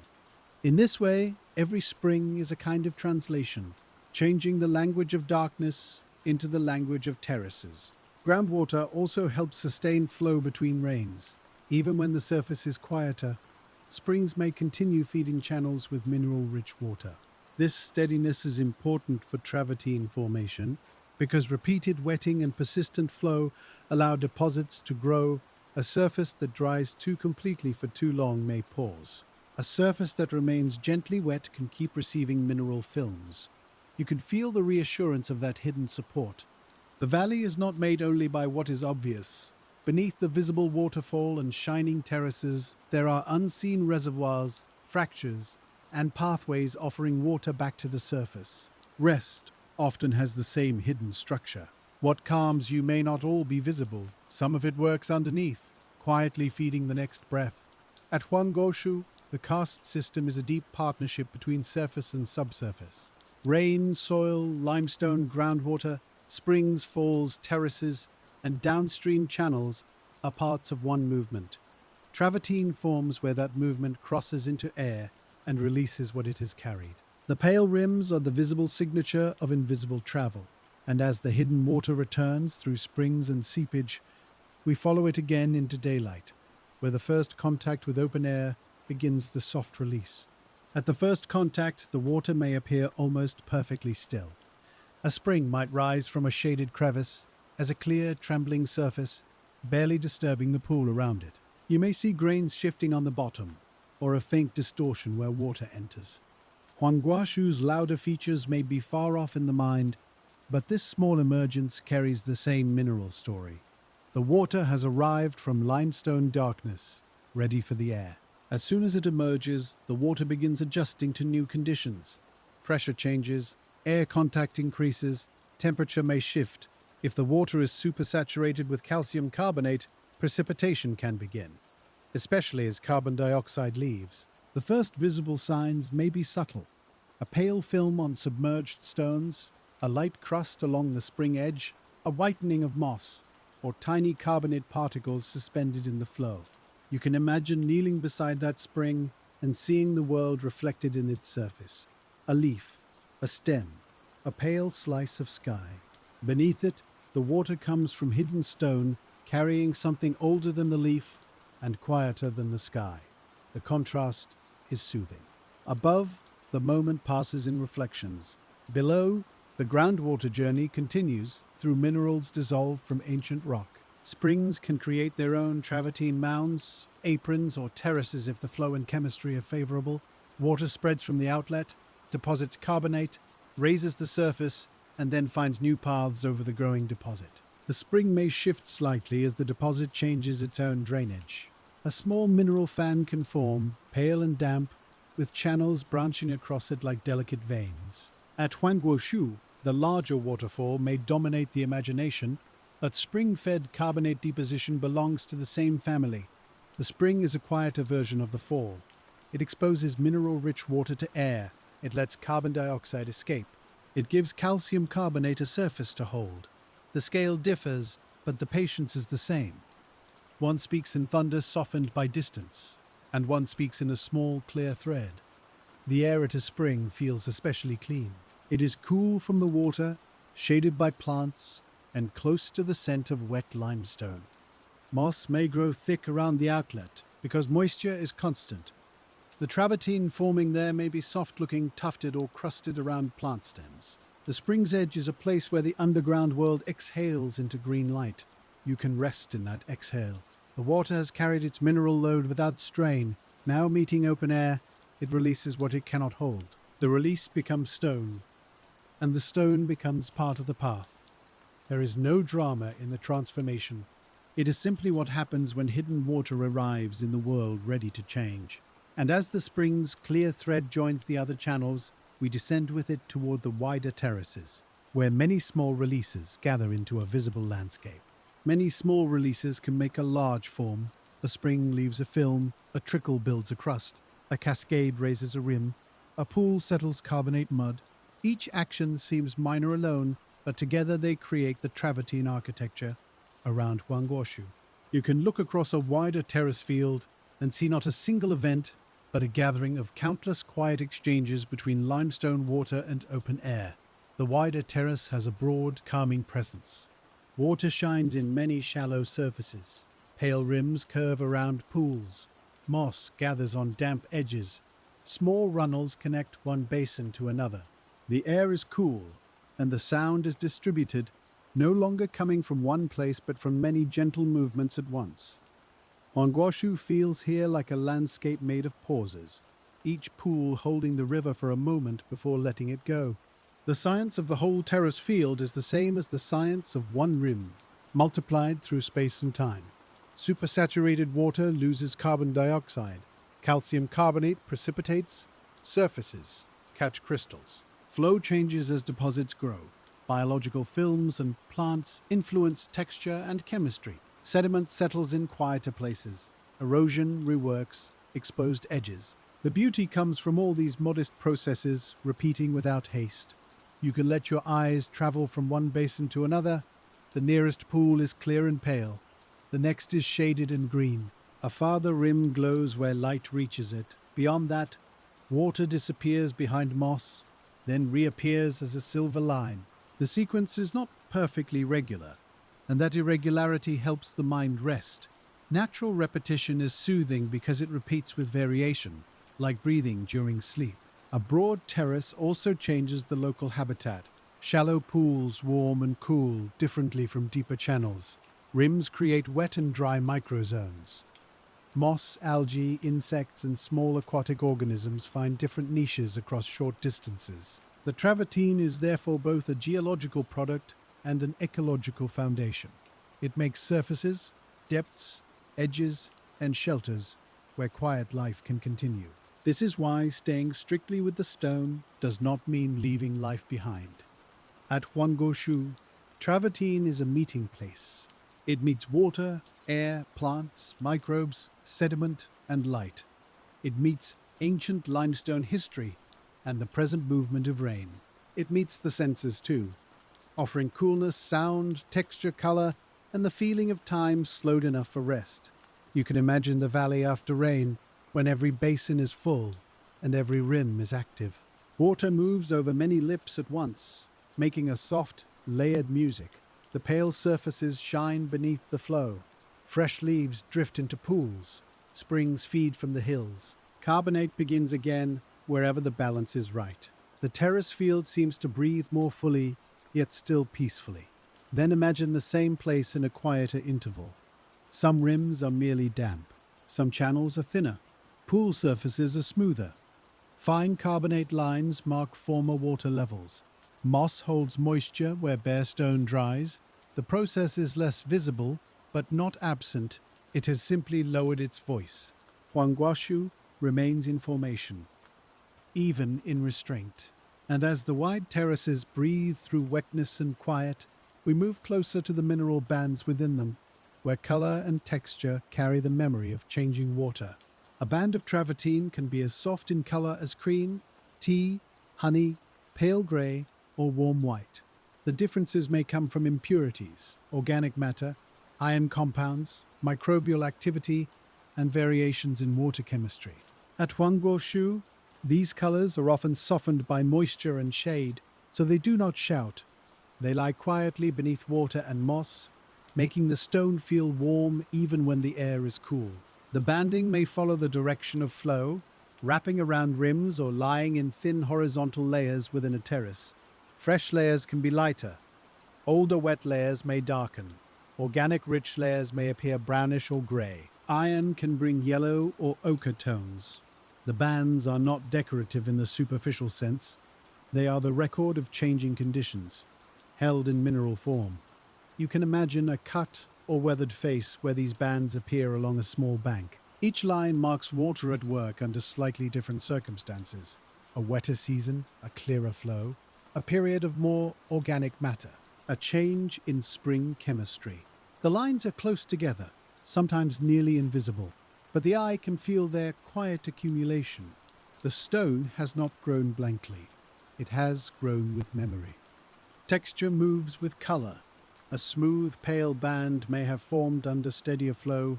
A rougher, porous band may record plant material or microbial mats. A darker layer may contain more organic matter. A crumbly edge may be younger or more exposed. In the valley, these differences are softened by wetness, but they remain, waiting for slow attention. The senses meet the bands through light. Water passing over them bends and blurs their edges. A ripple can make a band appear to move, though the stone is still. Moss may hide one line and reveal another. A drop from above may darken a dry band for a few moments, then the color lightens again as it drains. The surface changes while the deeper record remains. There is a restful way to think about memory through these bands. Not every memory is sharp. Some are muted, layered, partly covered, and still present. Huangguoshu's travertine does not preserve time as a loud announcement. It preserves it as tonal change, as slight texture, as pale line beside pale line. The past is not gone, but it is softened into the surface. In the body, rest can do something similar. The day does not disappear all at once. It settles into quieter layers. Bright moments dim, sharp edges round. Thoughts become less separate. Like mineral bands beneath flowing water, they remain only as soft traces in a calmer field. The valley gives permission for that settling, and as the bands continue under the wet stone, we follow the water's surface again, where ripples carry light across the travertine and make stillness seem to move. Ripples are small, but they change how the stone is seen. A pale ledge under still water looks clear and close, while under rippled water it shimmers, bends, and loosens. At Huangguoshu, the travertine often appears through this moving lens, never entirely fixed to the eye. The stone is still, the water moves, and the light makes them feel like one slow thing. The ripples come from many sources. A trickle enters a pool, a drop falls from moss, a breeze touches the surface. Water spills over a rim and sends faint waves backward. Each ripple changes the exchange of gases at the surface by a very small amount, and each one carries energy across the pool. Most are too slight to matter alone, but together they belong to the atmosphere of formation. You can watch a ripple cross a shallow travertine basin. It widens, touches the pale rim, and returns in fragments. Reflected leaves break and rejoin. A small suspended particle drifts downward. The whole scene moves, but nothing feels disturbed. This is the kind of motion that helps sleep, because it gives the mind something gentle to follow and nothing sharp to resist. Ripples also reveal the shape of the basin. They bend around protruding rims, slow and shallow edges, and cross more smoothly over deeper centers. In this way, water makes the stone visible by moving over it. The travertine controls the ripple, and the ripple reveals the travertine. Again, the relationship is mutual, quiet and continuous. The sound of ripples is often almost below hearing, but the eye can hear them in its own way. Soft lines touching stone, reflections trembling, a faint lap at the pool edge. Your breathing can become the larger rhythm behind those small emotions. Inhale, the surface gathers light. Exhale, the light spreads and fades. The valley remains steady around you. There is no need to turn the ripples into symbols too quickly. They are simply ripples, and that is enough. In a sleek narration, things can be allowed to remain themselves. Water moves, stone forms. Moss holds moisture, air cools the skin. Huangguoshu continues in its own time, and we continue with it, not explaining everything away, only understanding enough to feel close. And as the ripples pass over the pale basin floors, we drift toward the quieter chemistry of carbon dioxide, the invisible breath that helps decide when water becomes stone. Carbon dioxide is part of the valley's breath. In the soil, it helps rainwater dissolve limestone. In the open air, its release from water helps calcium carbonate precipitate as travertine. The same compound participates in both taking stone into solution and letting stone return. At Huangguoshu, this exchange is everywhere, though you cannot see it directly. You see only the results: hollowed limestone, mineral water, pale terraces, and wet rims. When rainwater enters soil, it absorbs carbon dioxide produced by roots and microorganisms. This forms carbonic acid, gentle but effective over long time. The water can dissolve calcium carbonate from limestone, becoming rich in calcium and bicarbonate. Underground, higher carbon dioxide conditions help keep those materials dissolved. The water carries them through the karst, quiet and clear. When the water emerges into the open, especially at cascades, springs, and shallow flows, carbon dioxide can escape into the atmosphere. As it does, the chemical balance shifts, and calcium carbonate may precipitate. This is the breath out, the release. Travertine forms where that release happens repeatedly enough for mineral layers to accumulate. The valley's stone is tied to breathing, though the breathing belongs to water and air. You can feel this in a calm, bodily way. Breathing in gathers, breathing out releases. The hills gather carbon dioxide into water through soil. The falls release it through turbulence and air contact. The gathered minerals become stone during the release. Huangguoshu's travertine is, in that sense, a visible exhalation of the karst system, a pale breath made solid. The sound of falling water becomes even gentler when heard this way. It is not only impact, it is exchange. Each splash opens water to air. Each thin sheet over a rim gives dissolved gas a chance to leave. Each shallow pool holds the surface long enough for adjustment. The waterfall is a place where water speaks to the atmosphere, and the atmosphere answers by allowing stone to appear. This does not happen in a single instant. The chemistry shifts continuously. Some water remains undersaturated, some becomes supersaturated, and some deposits carbonate only after conditions change further downstream. Natural systems are uneven and responsive. That is why Huangguoshu's travertine appears in patterns rather than as a uniform coating. The breath of the valley moves differently in each channel. You can rest inside that unevenness. Perfect uniformity would be less soothing than this natural variation. Some surfaces bright, some shaded, some building, some dissolving, some wet, some drying. The valley's calm comes not from sameness, but from continuity. Everything belongs to the same cycle, even when each place expresses it differently. And as the invisible breath leaves the water and becomes pale mineral along the rims, we follow the current onward into the hush where the rivers work, grows almost imperceptible. The hush is not silence, but a lowering of attention. The main falls have become a memory behind us, and the smaller water sounds seem to come from within the stone itself. Huangguoshu at this distance feels more like a wet labyrinth of limestone, moss, and pale channels than a single famous waterfall. The Travertine continues underfoot and beside us, sometimes visible, sometimes hidden by water, sediment, or green life. In these quieter places, the rate of formation may be modest, but modest rates matter over time. A thin carbonate film can become a measurable layer if it persists.